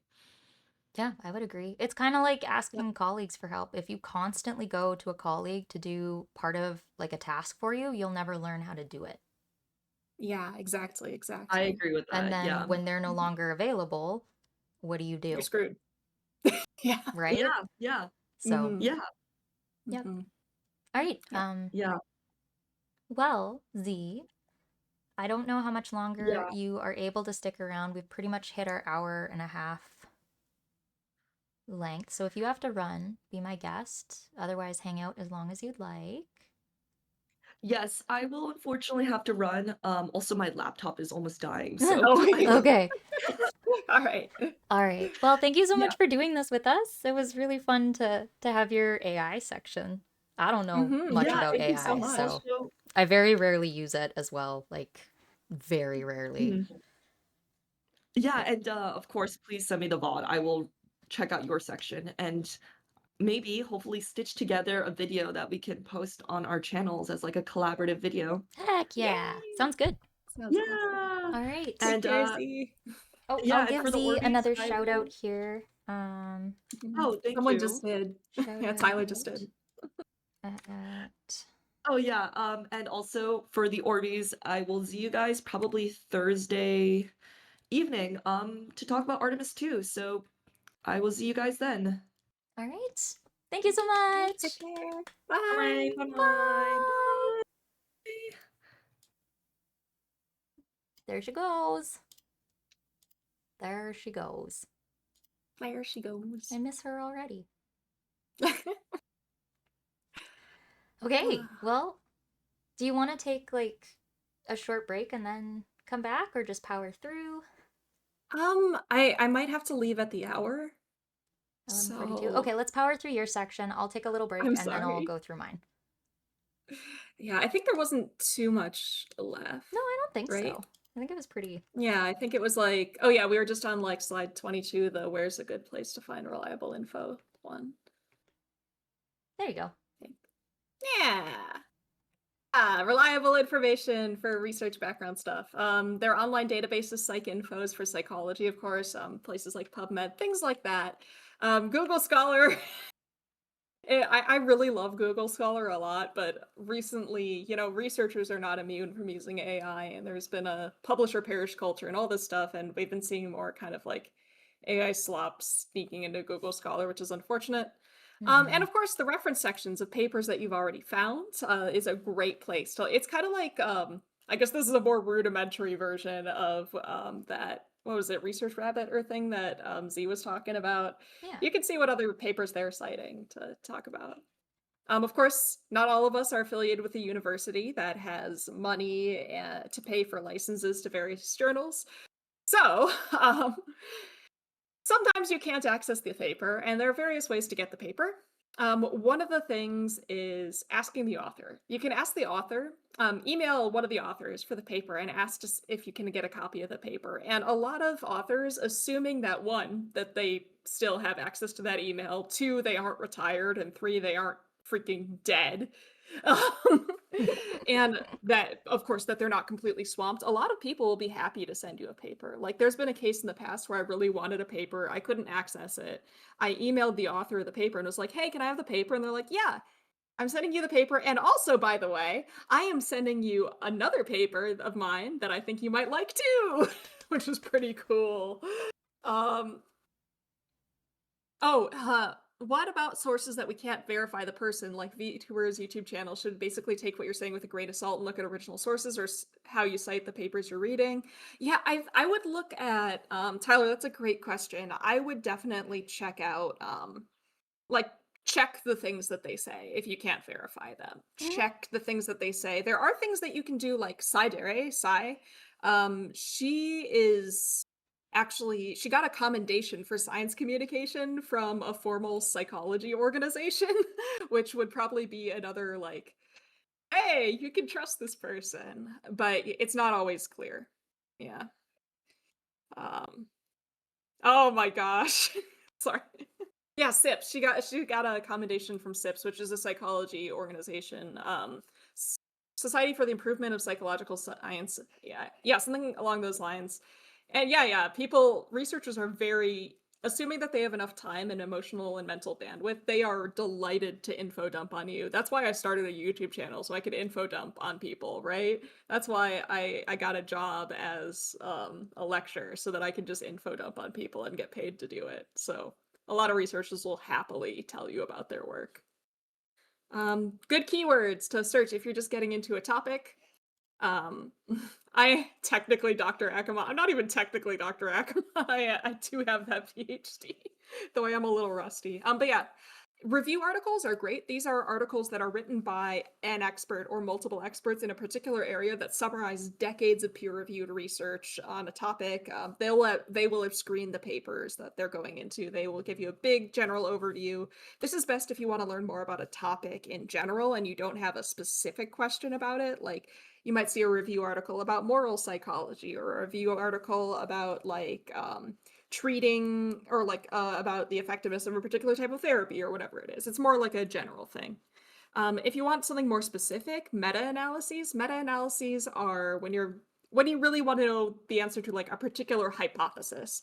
They take a whole bunch of different studies, usually more than 10 studies at minimum, sometimes 20 or 50 or whatever, that are all testing the same hypothesis, and they kind of statistically combine the results to see overall what are all these studies finding? How reliable is this finding? That kind of thing. Yeah. All right. If anyone has questions, we got about 10 minutes before you gotta run. Yeah, sorry. No, that's fine. Have I finished the cursed paper? No, I have not. I don't know if I'll ever finish the cursed I'll paper. go back to the beginning here to see your title. Yeah. Oh, gosh, and that's right. Textbooks are great if you're really just getting started in a field or something. Yeah. My lovely placeholder title. That is now the title. Yeah. Yeah. Yeah. All right. But yeah, if anyone has questions. The cursed paper was it was a paper that we were reading on Thursday. I do paper readings on Thursdays, and it was a paper that just started by shitting on psychologists and saying psychologists don't know what they're doing. They're dumb. They never thought of this, and we are going to save the psychologists. And I'm sitting there like, we published papers on all the things that you're mentioning like a good 10 years ago. Oh my god. Yeah, it was frustrating. Well, But I was gonna say, if you ever want to cover a plant science paper, I have a presentation from school I can rip back through sometime, and we could do ooh, that sounds like a fun. scientific plant science research paper. Nice. Yeah, I wouldn't even know how to go about like reading that, but it sounds like fun. It would be fun. I would enjoy it. Yeah, All yeah. right. Well, anyone else have questions? This is your last chance. You put your questions in now, or you don't ask questions at all. Oh yeah.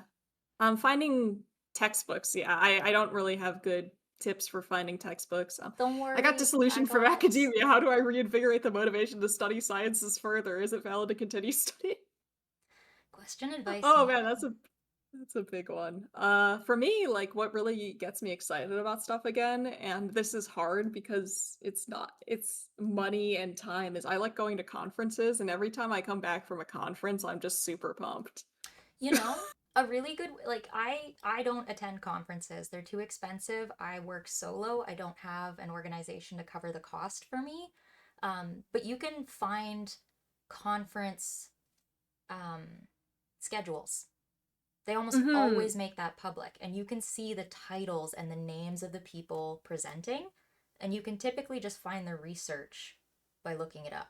And so you can see the content that you would be how do you find conferences? I can talk about that a little bit more in detail. So for example, I find them because I'm part of the International Society of Horticultural Sciences. And so I get emails, even if I haven't paid the dues for it this last year because it's too expensive, so I don't get the free articles and stuff, but they still email me, and I get notifications every time there's a international conference coming up. Yeah. Joining or signing up for mailing lists, but there'll also be things like conference talks are sometimes, or like symposium or whatever. Like if you search like symposium on YouTube or something like that, or like talk or whatever on YouTube, sometimes you can find like recordings of talks from conferences and stuff like that. Yeah, and exactly. That can be fun. Yeah. Yep. All right. Cool.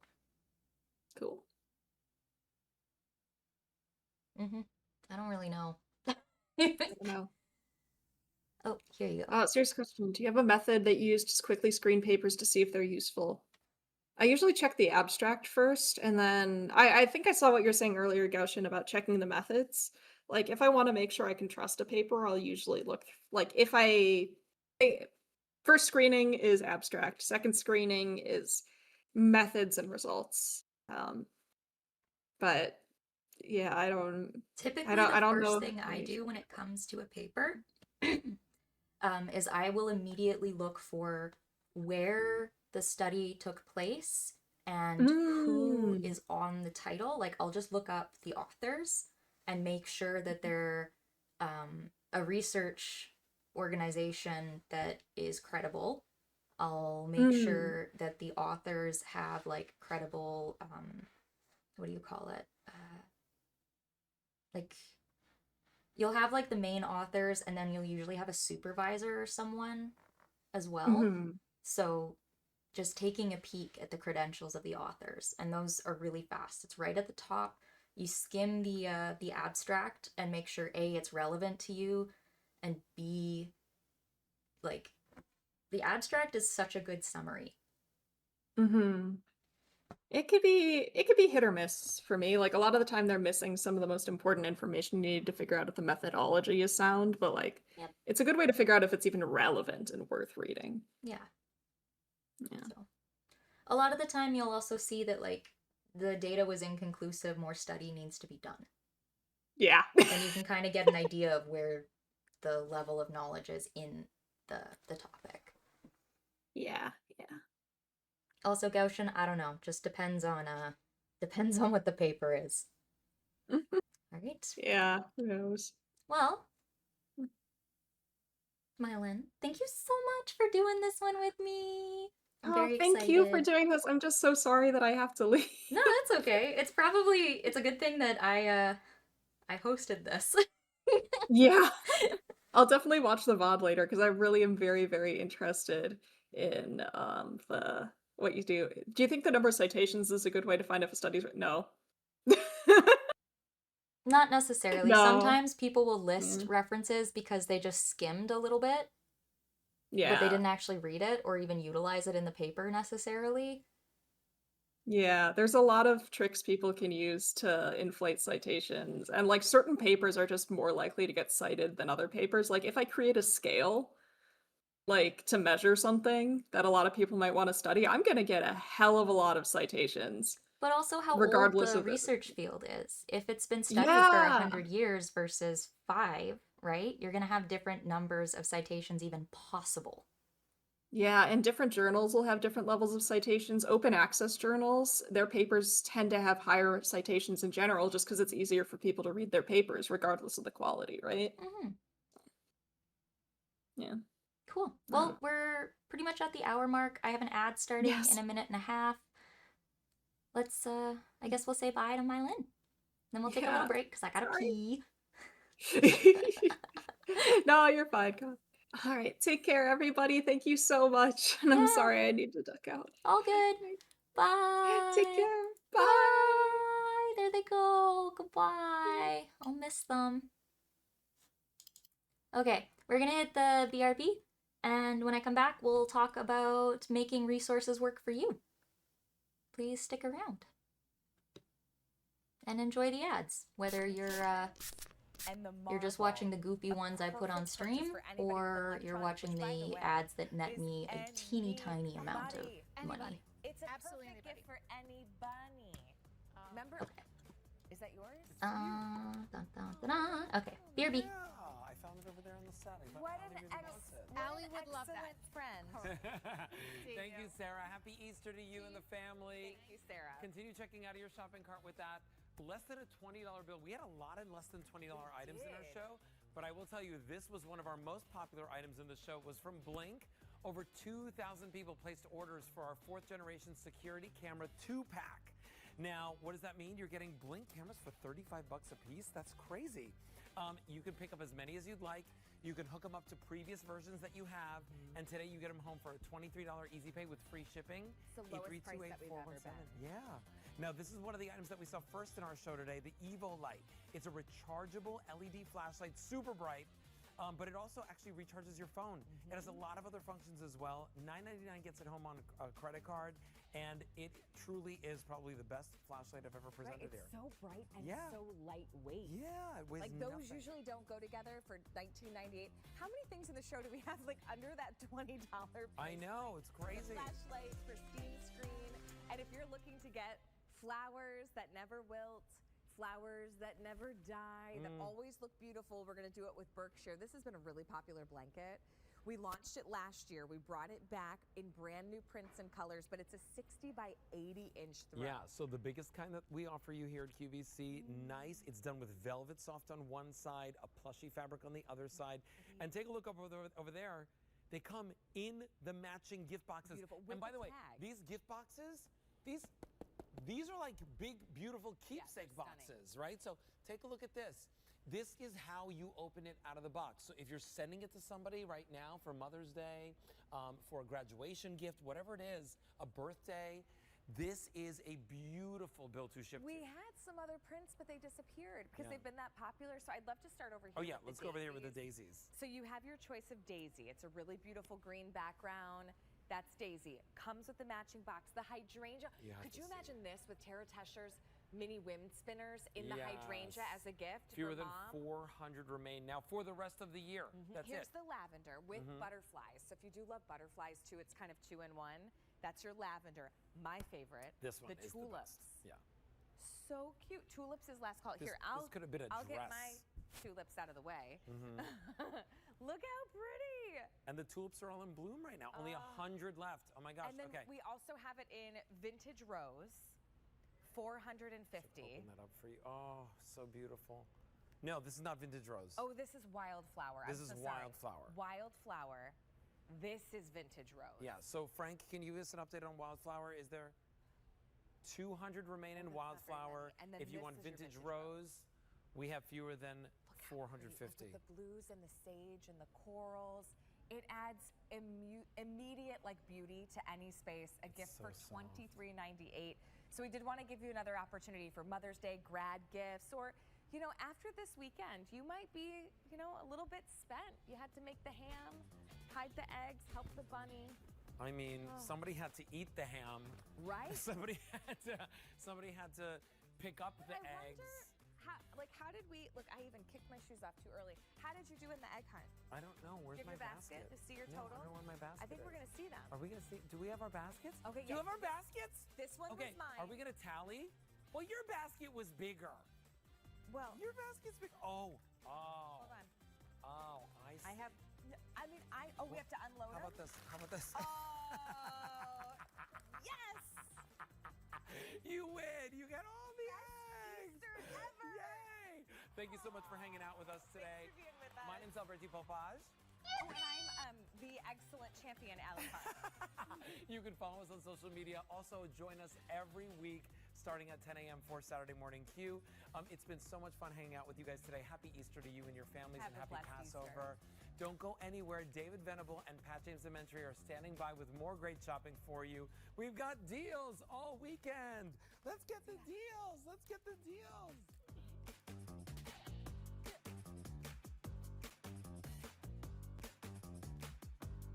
Discover the whimsical world of Mackenzie Childs like never before on Happy Home with Mackenzie Childs, only on QVC Plus and HSN Plus. Revisit your favorite collections and explore brand new arrivals all in one convenient place. From signature hand-painted tableware to stunning home decor, QVC Plus and HSN Plus has everything you need to bring home the magic. Tune in to Happy Home with Mackenzie Childs and watch free everywhere you stream. Something exciting is dropping on QVC Plus and HSN Plus. Celebrate our 40th anniversary as we revisit the moment and the magic that started it all. I was the first host to appear on opening night. 24, saw this ad. There was a lot of learning on our parts and a lot of talking on our part. This is the story of how it all began, only on QVC Plus and HSN Plus. Download the free TV app or visit QVCPlus.com to start streaming now.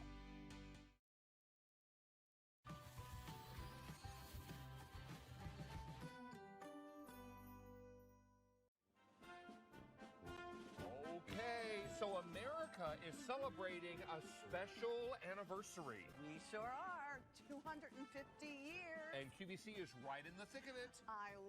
We're going to give you so many things to be able to go ahead and feel the spirit of America 250. We are going to bring you Hello, I am back. I was gonna go give Lars some love, but he looked so tired. I don't want to wake him up. Yeah, we can get back into it. And we are super excited. We have an American flag for purchase. We have Mrs. Printables. And Did you figure it out? Would you like me to Absolutely. Do you want to share with everybody? Oh, you know to what? assist with that? Maybe there might be a couple people out there who don't know who we are.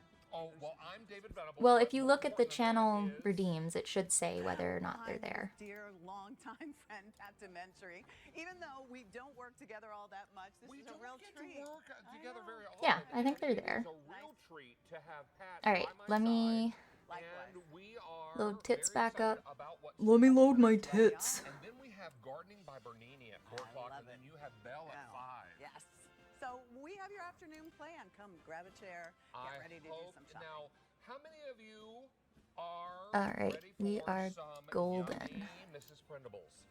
We have the 6-piece large Okay. size apple patriotic I hope you caramel guys apple are still sorbet. here. Now this will have your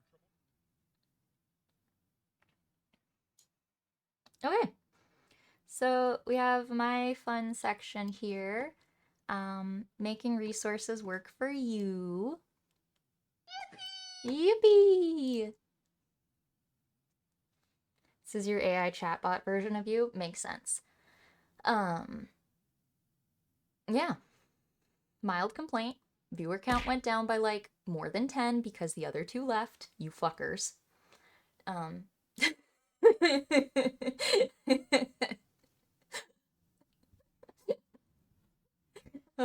just being an ass. Okay. So yeah, making resources work for you. So I'm coming at this topic from the general public. You're not a researcher, you're not looking for data, you're not looking for, you know, necessarily scientific papers. You're looking for content that you can apply to your own life, whether it's a hobby, whether it's something you're just interested in learning about. That's what I'm going to be talking about. As a gardener, it's important to know what advice you should and shouldn't take, and we're going to talk about that. So we're going to talk about blogs versus extension sites, and I'll kind of explain the difference for you there and show you some that you can utilize. We're going to talk about print resources, and I'm going to give you an example through a couple of my own books. So we'll pull up the hand cam for a minute. And then we'll talk about common myths and bad advice. I hope you guys are excited. I am. I like this topic. This is something I really wanted to bring up with Stream for quite a while now. And so when I approached V-Theorem being like, anyone want to cover this topic with me? You know, reliable resources, how do you find them? And Mylin and Z jumped on it, and I'm so excited. So I'm glad that they were able to join me for this one. All right, but making resources work for you. So, starting off, blogs versus extension programs. I feel like this one's pretty explanatory. I'm just gonna pull this back up. So, let's look up planting a tree. So here we go. How to plant a tree. Growingagreenerworld.com. So we'll do that. And then here's one. This is versus looking up extension. Oh, extension.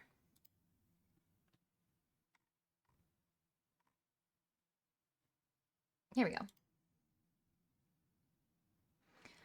Okay, so this would be, for example, a blog. And so a blog gives you like who wrote it, what date, if you want to look at the about section. So it's a TV show. So it's on public television and it features organic gardening, green living, blah, blah, blah, blah. And these are the people on the show. But from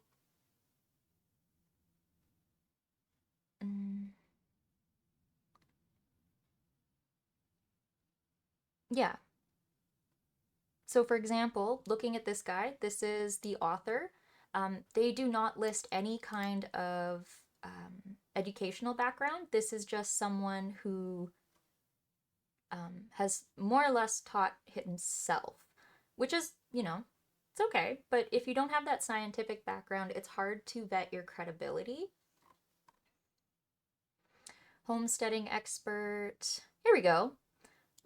Graduate of the Master Food Preserver Program. So when you find master programs, there's also the concept of master gardeners.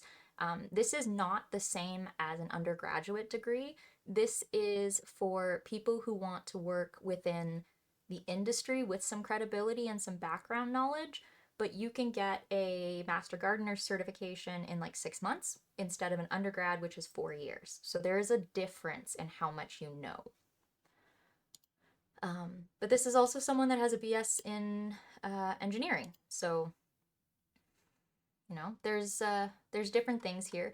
The other thing I would take from this is that they have a food preserver certification, but they're not a horticultural or arbor specialist. Dun, dun, dun, dun. Who about this? Yep, degree in horticulture. So this person I would take seriously. Again, I don't know if, oh no, education coordinator at an arboretum on college campus. Yeah, this is someone I would take their advice from. So you want to suss out, if you are looking at a blog, you want to see who is responsible for writing, who is on that about, because not everyone is like that. The other thing I would take into consideration when I read something like this is I would go to the bottom here and I would see if they give you resources, and they don't. So the fact that there is no link to any kind of scientific research, there's nothing that takes you to other websites with credible information, I personally am not a fan. I wouldn't take this as my only source of information on how to plant a tree. I would take it more seriously than a lot of others because the about section, looking at those authors and stuff, a lot of them are very credible. However, if you kind of just want the best option where you can guarantee it's going to be credible, also apologies, I can't see chat right now because I have things up on the screen. So I'll look at chat in just a second. But you want to just add extension. Throw that word at the end of your Google search and you'll come up with something called an extension program. Extension programs are branches from university research programs that are backed in up-to-date science and give you a way more in-depth context towards whatever the topic is. The other thing is it also usually has the author being someone who researches within the field, and as a result, they typically have the more, how do I want to explain that? The credibility that they're up to date in their knowledge is better. So I would personally take the information from here over here. Although this,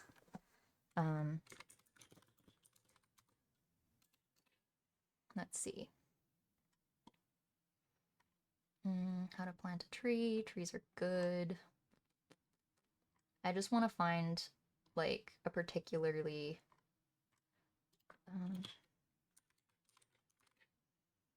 here we go. This is one that I find comes up all the time, the spruce. And so this is one that I find all the time. And I would say don't take this one as your source. This is a blog. This is written by someone who does not have, they're a lifestyle writer and photographer. this is not someone with horticulture credibility.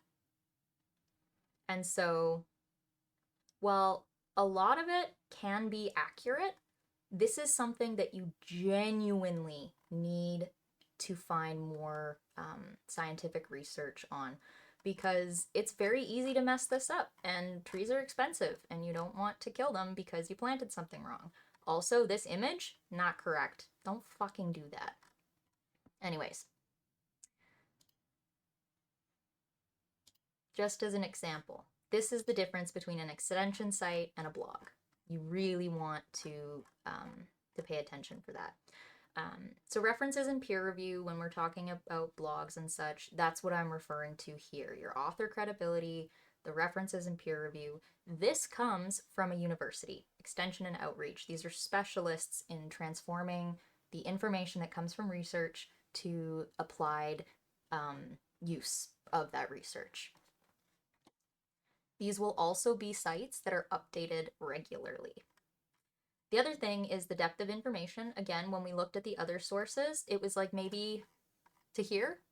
This guy just keeps going. There's so much in here for a whole bunch of different things. We also have more information at the bottom that tells you how to take care of things as you've planted them, differences in how to plant bare root plants versus plants that are in their potted plants. So there's lots of differences. And just because there is more information, again, doesn't necessarily mean it's correct. But by utilizing extension programs, you can find really trustworthy information. What else? Oh yeah, contact options. Typically, you should have the ability to contact authors, and so if you're really uncertain of the information and you want to vet it, or you're not finding exactly what you want, there is almost always, through extension programs, a way to ask questions, and then you can directly go to the people that have access to the professionals in this field. They can vet the information they're giving you. It's very different from asking grandma. So, just kind of wanted to show you those. Why was that image wrong? Shape of the planting hole, depth of the planting hole, and I can't see the base of it. Plus, it doesn't look like they broke up the root ball at all. I haven't talked about transplanting on here. I'll probably do a demo this spring, summer, with some plants and like video it so you guys can see what you should be doing when you plant things. Yeah. Okay, so those are your blogs versus extension programs. I'm very interested in the difference in how different fields approach sources and lit. Yeah. Okay, print resources. So this is really interesting, especially when it comes to fields that change quickly. So it's easy to find print resources. One thing you need to do again. Hello, motherfucker. Welcome in, Spore. Thank you so much for the follow. Print resources. Look at your author credibility. It's really important. Who's writing this? Is this just someone who's done this as a hobby for years? Is this someone with a master's level, like master gardeners? This is not someone with a master's degree. This is someone that's taken a course to give them the introductory info to work in the industry. Not necessarily be a researcher or work academically, but as a master gardener, it makes it more credible as a landscape designer versus someone who doesn't have a master gardener's. And then versus me, where yes, I can do landscape design and such. My specialty would be more to talk about the movement and structure of the space you're working with, and I would tell you what sorts of things your goals are for certain areas. I do landscape design because I enjoy it, but my specialty is a little bit more focused on maximizing the production, the efficiency, and all of that. Hard to explain. Anyways, references and recommendations. When you're looking at print resources as well, go through their resources and stuff. Look at who published this and when it was published and Is there any information in there about review of who went through it, editors, things like that? A lot of the time, you'll also find a section on recommendations in the back of a, say, like gardening manual, and it'll tell you where to find other really useful info. The other thing is the type of publication. So that is what I'm going to show you now, because I have a couple print resources, and they're all on the topic of therapeutic gardening. Let me move a couple things out of the way here and grab my hand cam.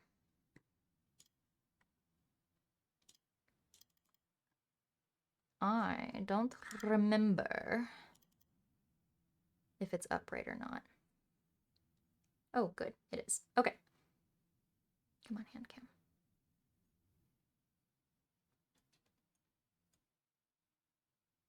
There. Okay, so examples. So, horticulture therapy is a semi-old, semi-new concept. It's not been researched super in depth. It's getting researched now. But a lot of previous information came from people just working in the field and practicing. So, examples. This is a publication called Prairie Garden. This one's old, so this is from 95. But it's got a special feature on accessible gardening, which is kind of cool. However, upon looking through, there's the Saskatchewan Gardener. This one gives, I think, some examples. No, this is like a question and answer.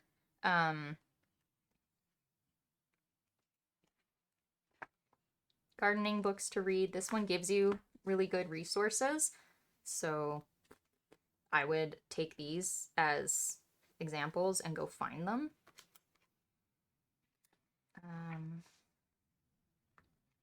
That's not the one I wanted to show you guys. So gardening that fits your needs, Garden for Life. So these are, actually, I found this book through here.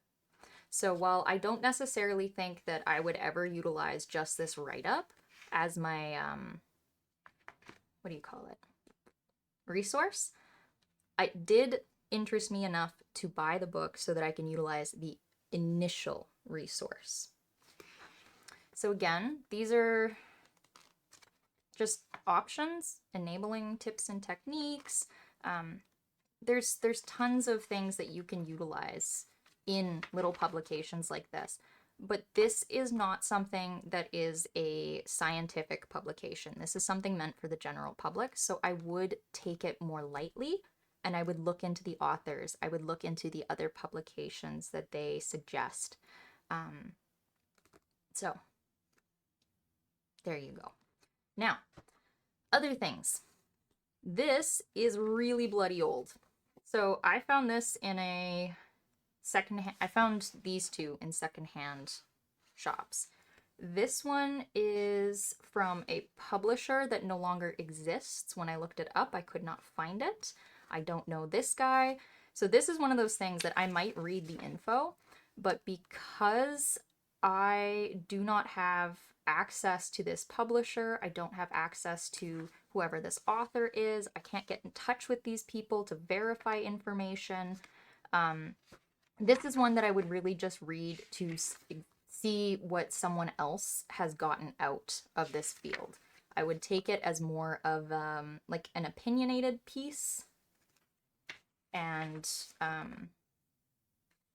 just maybe look for the same information elsewhere and verify whether or not this is something useful. But it's an excellent way to start into a topic. But again, keeping in mind, this is a lot older. I can't find the info on the author and the publisher. Next up, this is one that actually, I'm going to go through this one first. So this guy gives you more information on his credentials. And again, it just calls it a practical guide. This isn't scientific research. This isn't something that comes out of, where is it? So this guy was, Where was this published?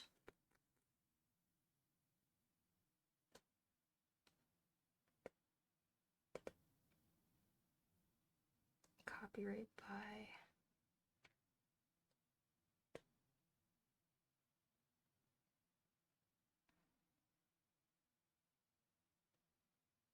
I don't know. Oh, no, this looks like it was, no, this is just an individual author. This doesn't come from a university or anything. That being said, it's something that at the time was purchasable through an extension program, which I would keep as information. That's very useful. The other thing to look at when we're looking at things like, well, maybe not this one. Therapeutic horticulture is not how you plant thing in your garden. But yeah, again, this one's from 94. This is an older book again. I would always check in on newer research just to double check that the info is accurate because of that publication date. But yeah, the other thing here is, where is it coming from? This one comes from Guelph, Ontario, and as someone who lives in the Canadian prairies, this is a much milder climate to me.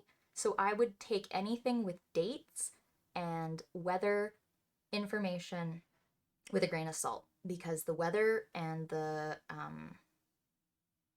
climate that this book has been written with respect to is not the same as mine. So I would always double check dates or weather constraints, recommended plants. Those are the sorts of things that I would always double check when looking at a resource like this. So print resources, especially when it comes to location-specific info, take that into consideration. Where is the author from? Where have they practiced? Where is the publisher from? Those things will impact any of the location-related info in a book. Also, books can't be updated as quickly as a web page. So extension sites are definitely a really good resource, but there are sometimes topics that aren't as well researched, or they were researched for a while, and then the transition into the digital age, a lot of this info has not made it into a digital format. So this is why I have a whole bunch of books on this topic rather than a whole bunch of digital resources, because it is much harder for me to find these resources as guides online. It just hasn't been translated online yet because there was a gap in research and interest in the field. So this book is probably my favorite. This is the one that I had recommended out of here. And upon looking up the, I was never able to find much info online about the author, but this does come from a university extension program. It comes from, again, the prairies where I am. So this is, I would take this more, I would trust the location-based info because the climate is really similar to where I work. And when you do look into it, there is a section on the author that provides me information. So this is someone who worked closely with the American Council for Rehabilitation, Therapy Through Horticulture. He was a co-founder of Horticulture and Therapy Associations in Canada in the early 70s. So he's worked with a lot of healthcare professionals. He has learned through multiple different universities and colleges, over 20 years of experience using it as in practice, like in the field. This is a resource that, while I can't find as much info available on the author, these are really, really helpful resources. It gives you so many options for more things to look into. When you have access to things like this in a book, these are incredibly useful resources. especially when it comes to publications that are older. A lot of these things are much harder to find online when they are older. And so, again, if there's a gap in the research, like if people researched it into the 90s, like 70s to 90s, and then took a gap up until like 5-10 years ago, there's gonna be a bit of a gap in the info available digitally. Yeah, he did work with healthcare professionals, and when working in something like horticulture for therapy, you need that. You have to have that as a background. If you only come into it from one area of study, when it's something that crosses over, you want to make sure these authors actually have that information, right? You want them, the author or co-authors, to come at it with a relevant cross of professional information. Okay, so that's kind of what I've got here. I'll come over, I'll go through horticulture therapy as another stream sometime, so don't worry about learning that, but I just wanted to go through the importance of publications. Okay, we can turn that one off. My section is definitely shorter than the other two, but that's okay. And then the other thing I really want to talk about is common myths and bad advice. So I have an ad that's just ending. I'm gonna wait for that to end and then continue this little section.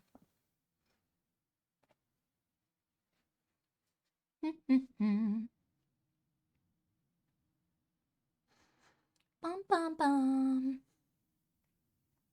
20 seconds left. Boop boop ba doop ba doo. Boo doo boo boo. Doo doo boo doo boo boo. Doo doo boo bop. I know, PowerPoint presentation. But it's because I had two others on earlier who were able to join in, and they're PowerPoint presenters. So yeah, stream's going really well. I've had lots of people hanging out here and learning, and I'm very excited about that. But yeah, good morning, Reed. I hope you're good. Hope you are good. All right, so I think people are back, so we will continue on. So common myths and bad advice, especially when it has to do with, I guess, hobby level information. I'm sure there's a lot of misinfo out there on there is misinfo out there on every single subject you can find. But you need to, thank you. I like to make things look fancy. Yeah. Anyways, we'll continue on. So we're gonna start off with, where did the info come from? You need a number. I can do that. There you go. Yes. Just pick a random template. Oh. Well, I make mine myself, so I put the slide itself together, and then the little flowers are my own art. I drew those.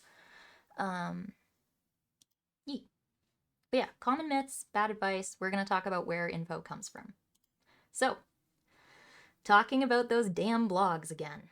All right, where does the info come from? This is an example of a blog, not an extension site. And looking at the author, our author is a writer, sometimes stylist, and home decor enthusiast. This is not a horticulturist. This is someone who is writing an article who does not have the scientific background to determine if the information they're sharing is correct or not. I will always take the information written by someone outside of the field with a grain of salt.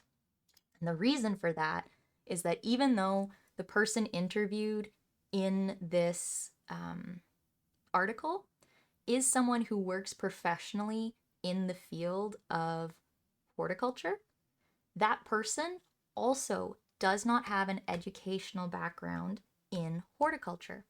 They're an excellent gardener. They operate and they're the head of maintaining a garden, and a fairly large one. I looked into them. But they are not a scientifically educated horticulturist. They're not a horticulturist, they're a gardener. And there is a difference.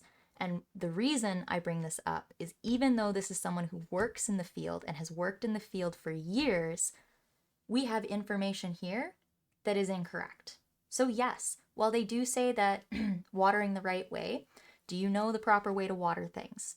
This guy has learned from his grandmother that you need to water, well, you should water all plants at the base to keep the leaves dry and prevent disease. That is 100% accurate. That is what you want to do. You don't want to water stuff top down. You want to water stuff at the soil level. Totally accurate. Science backs this up. What I would say is that there's zero reference to why. If you just get a point that says, do this, prevent this, there is no information on why. That's a really important factor. Why do you take this advice? Okay. Now, preserving seeds so that they last. So to prevent insect and pest infestation, use tobacco, snuff, and cayenne pepper. No, those things are not helpful. That is not what you want to do. It's not going to help at all. It might have a minute little piece that is backed up, but because these are home remedies, they're not really a reliable option. This is why you don't go into the garden center and see this as a shelf product, right? There are things that can prevent insect and pest infestation. Garlic. Garlic is an excellent way to ward off things like mosquitoes. But that being said, that doesn't mean you just go put garlic all around your yard, right? There is a difference to it. There is no information here to also say where this comes from. There's no scientifically backed info in this article. There's no links to any other research. This is an article to be cautious of. Looking into it, look, Montana Department of Agriculture. This is a super trustworthy source. This comes from a government department of ag. Here we go. Using that tobacco snuff, not a good idea. The nicotine and stuff like that has a high toxicity, and not just to people, but if you have pets, not a good idea. Don't do it. It's a bad option. Yes, there are things that can be utilized that way. We have a whole group of pesticides called nicotinoids because nicotine has these kinds of impacts. But we use them in a science-backed, research-backed context. This is not... This is why you need to have the right kinds of resources. All right. So, moving on. Virality versus facts. If there is anything that we should know about the internet, misinformation spreads because things are exciting. When something is a viral concept and it passes around and people just find it like, you know, interesting or rage bait or whatever, that info passes around like crazy. And just because you see it, just because it's something that's in the public view, does not mean it's true. And here are my examples. All of this stuff is inaccurate. I have seen for years, people claiming the gender of fruits. Believe it or not, fruit doesn't have a gender. Fruit is like a baby. Not actually. Fruit is like the womb. Fruit is kind of like womb. The seeds are like the baby. It's not. It's not a case of being a boy or a girl. These are just different cultivars of watermelon. Not even. This is the same picture that someone stretched out. This passes around all the time. People will tell you this all the time. These are inaccurate. It's just not a thing. Not a thing. So take this shit, you know, with a grain of salt. Look it up. There are plants that can be dioecious or androecious, meaning they're either pollen producers or seed producers, right? But fruit does not do this. Actually, watermelon with salt sounds kind of good. Oh, watermelon. If you cube up watermelon, put a little bit of feta and a little bit of fresh basil together, so good. One of my favorites. All right, the next thing, just because you see this in the grocery store as an option also doesn't mean it's real. This is a plant destined to fail. These are grafted together. These are two separate cacti that have been stuck together to look pretty. The top pieces, these colorful little bits, these are a cactus that has been maintained for its more, what do you call it? Phenotype. So they've ended up with these crazy colors, but because there's no green, they can't photosynthesize. So the top portion of this funky little plant is just going to die. This is not one plant. This is two separate things that have been grafted together, not the same species or anything. So it may survive for a short while, but because these aren't even related to each other, they never fully connect. And plants move materials down in the plant rather than necessarily up. So any photosynthetic product needs to move down, and all of the photosynthetic tissue is down here. Green implies photosynthesis. So, like, you see these all the time. That's not a plant. Yeah, it looks cute, but if you've been gifted one of these and it's died, it's not your fault. They're not meant to thrive. Lastly, my biggest pet peeve is the fucking Bee Movie. I still need to do a viewing with this and just bitch the whole movie out to you guys. I despise it. So much of this movie is inaccurate. Nearly every single aspect of it is inaccurate. I hate it. I hate it. I am a trained beekeeper. I have maintained hives, I've caught swarms, I've been in contact with my city's entomologist to assist with beekeeping, I've harvested honey, I've been trained in school. Like, I'm a beekeeper. I am a trained and practiced beekeeper. This movie? Just because it exists in the public eye does not mean it's true.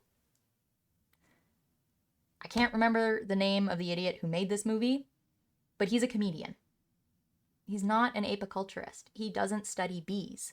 Why would you take his information on bees seriously? All right, that's what I wanted to talk about here. Fuck, I hate the Bee Movie. Piece of shit. All right, and then the last piece is Age of Information. Jerry Seinfeld? I don't fucking know. Maybe. Keeper of Bees. Yes, I like bees. I'm a fan. But yeah, Age of Information. I showed you this when we were talking about the textbooks, but the reason I really want to bring this up is things like changing practices as we learn. So, for example, tillage. A lot of the time when people ask me, how do I start a garden? People will ask, should I till my soil? No. No. No, you shouldn't. There's so many reasons you shouldn't. But if we go through history, the first time it's published, tillage, it was published by the dude who invented the tool. He emphasizes the need to do this with your soil. Okay? Because at the time, the idea was if you fluff your soil up, the nutrition becomes more available. The water is more easily accessible. These things are not true, and we know this today. But if we look through, we go from 1730 to saying we need this, up to like the early 1900s, right? And this is still saying we should do this, right? So, yeah. His recommendation, this guy, 1909, recommendation is to invert the soil with a mold board plow, pulverize it, till it. Again, 1908. Hello, this came from 1908. 1909 still recommends. Now, we go into 1919. We're getting a little further in. We have a scientist here that wants us, you know, there's opinions that are conflicting. Maybe we need to review the literature, right? This literature probably needs to be looked at again because, as Mylin mentioned earlier, are you getting the same info when you ask? No, we're starting to see differences in opinion. And so now, just 10 years later, we're seeing that maybe this isn't accurate. 1930s, dirty 30s, the Dust Bowl. Turns out tillage does shit like this. By tilling our soils, we eroded the surface of the soil to the point that wind just took it. By breaking up our soils, we've ended up with reduced soil moisture, reduced soil structure. We've lost nutritional content. We lose moisture so fucking fast. Like, by doing this, it turns out we've destroyed soils over the years. So, by the 1930s, we start adopting reduced tillage strategies. Okay? And today, as someone who's worked in extension, we do not recommend tillage. Not at all. And the reasons behind it are things like that soil moisture loss, the loss of soil structure. Soil has these things called aggregates, and aggregates are the clumps that you find in it. When you're digging up your soil in your yard to plant things, you will find chunks of soil that stick together. Don't break everything up. Leave some of it chunky. You want that. It helps create pores within the soil structure. You get oxygen that moves through. You need these things. They are critical to soil health. Same with compost. Each time you turn things over and expose it to the atmosphere, the faster these things break down and are lost in the environment. By maintaining that and keeping it together, you retain nutritional content. When you add that compost back in, you are renewing those soil structures. It's important. Now, the other piece with this is, and I just want to bring it up because we're talking about tillage, but there's this thing called the seed bank in your soils, and it's because weed seeds end up in your soil. It's inevitable. You can't prevent that. However, if you have weed seeds like 6 inches down into your soil, but then you go and till it, and so now all of those weed seeds have been reintroduced to the surface. It increases the weed pressure because you've put all of these weeds on the surface of the soil and mixed it in enough that it's going to get water, it's going to get sunlight, it's going to have access to all of these things again, and now you have increased weed pressure. So, even though it's common for people to tell you to till your backyard, you see these tools in the store, you see, say grandma still does it to her yard, it's not what we recommend anymore. And that's because over time, even though this is a practice from hundreds of years ago, we have learned that this is not a good solution. You want to cover your soil. Not even just not tilling. Mulch it. Put a layer over the top. It's really important to mimic what you see in nature when it comes to gardening. Right? It is still incredibly popular within culture. And so this is what I'm trying to add here. I just want you guys to understand that because information is in the public eye, just because you can find the info online does not make it credible. You have to look at the authors. You have to look for credible resources. When it comes to gardening, the greatest options for credible resources are extension programs. Okay? These are the things you want. I don't know if you guys have any questions for me on this. I have a lot of experience in this.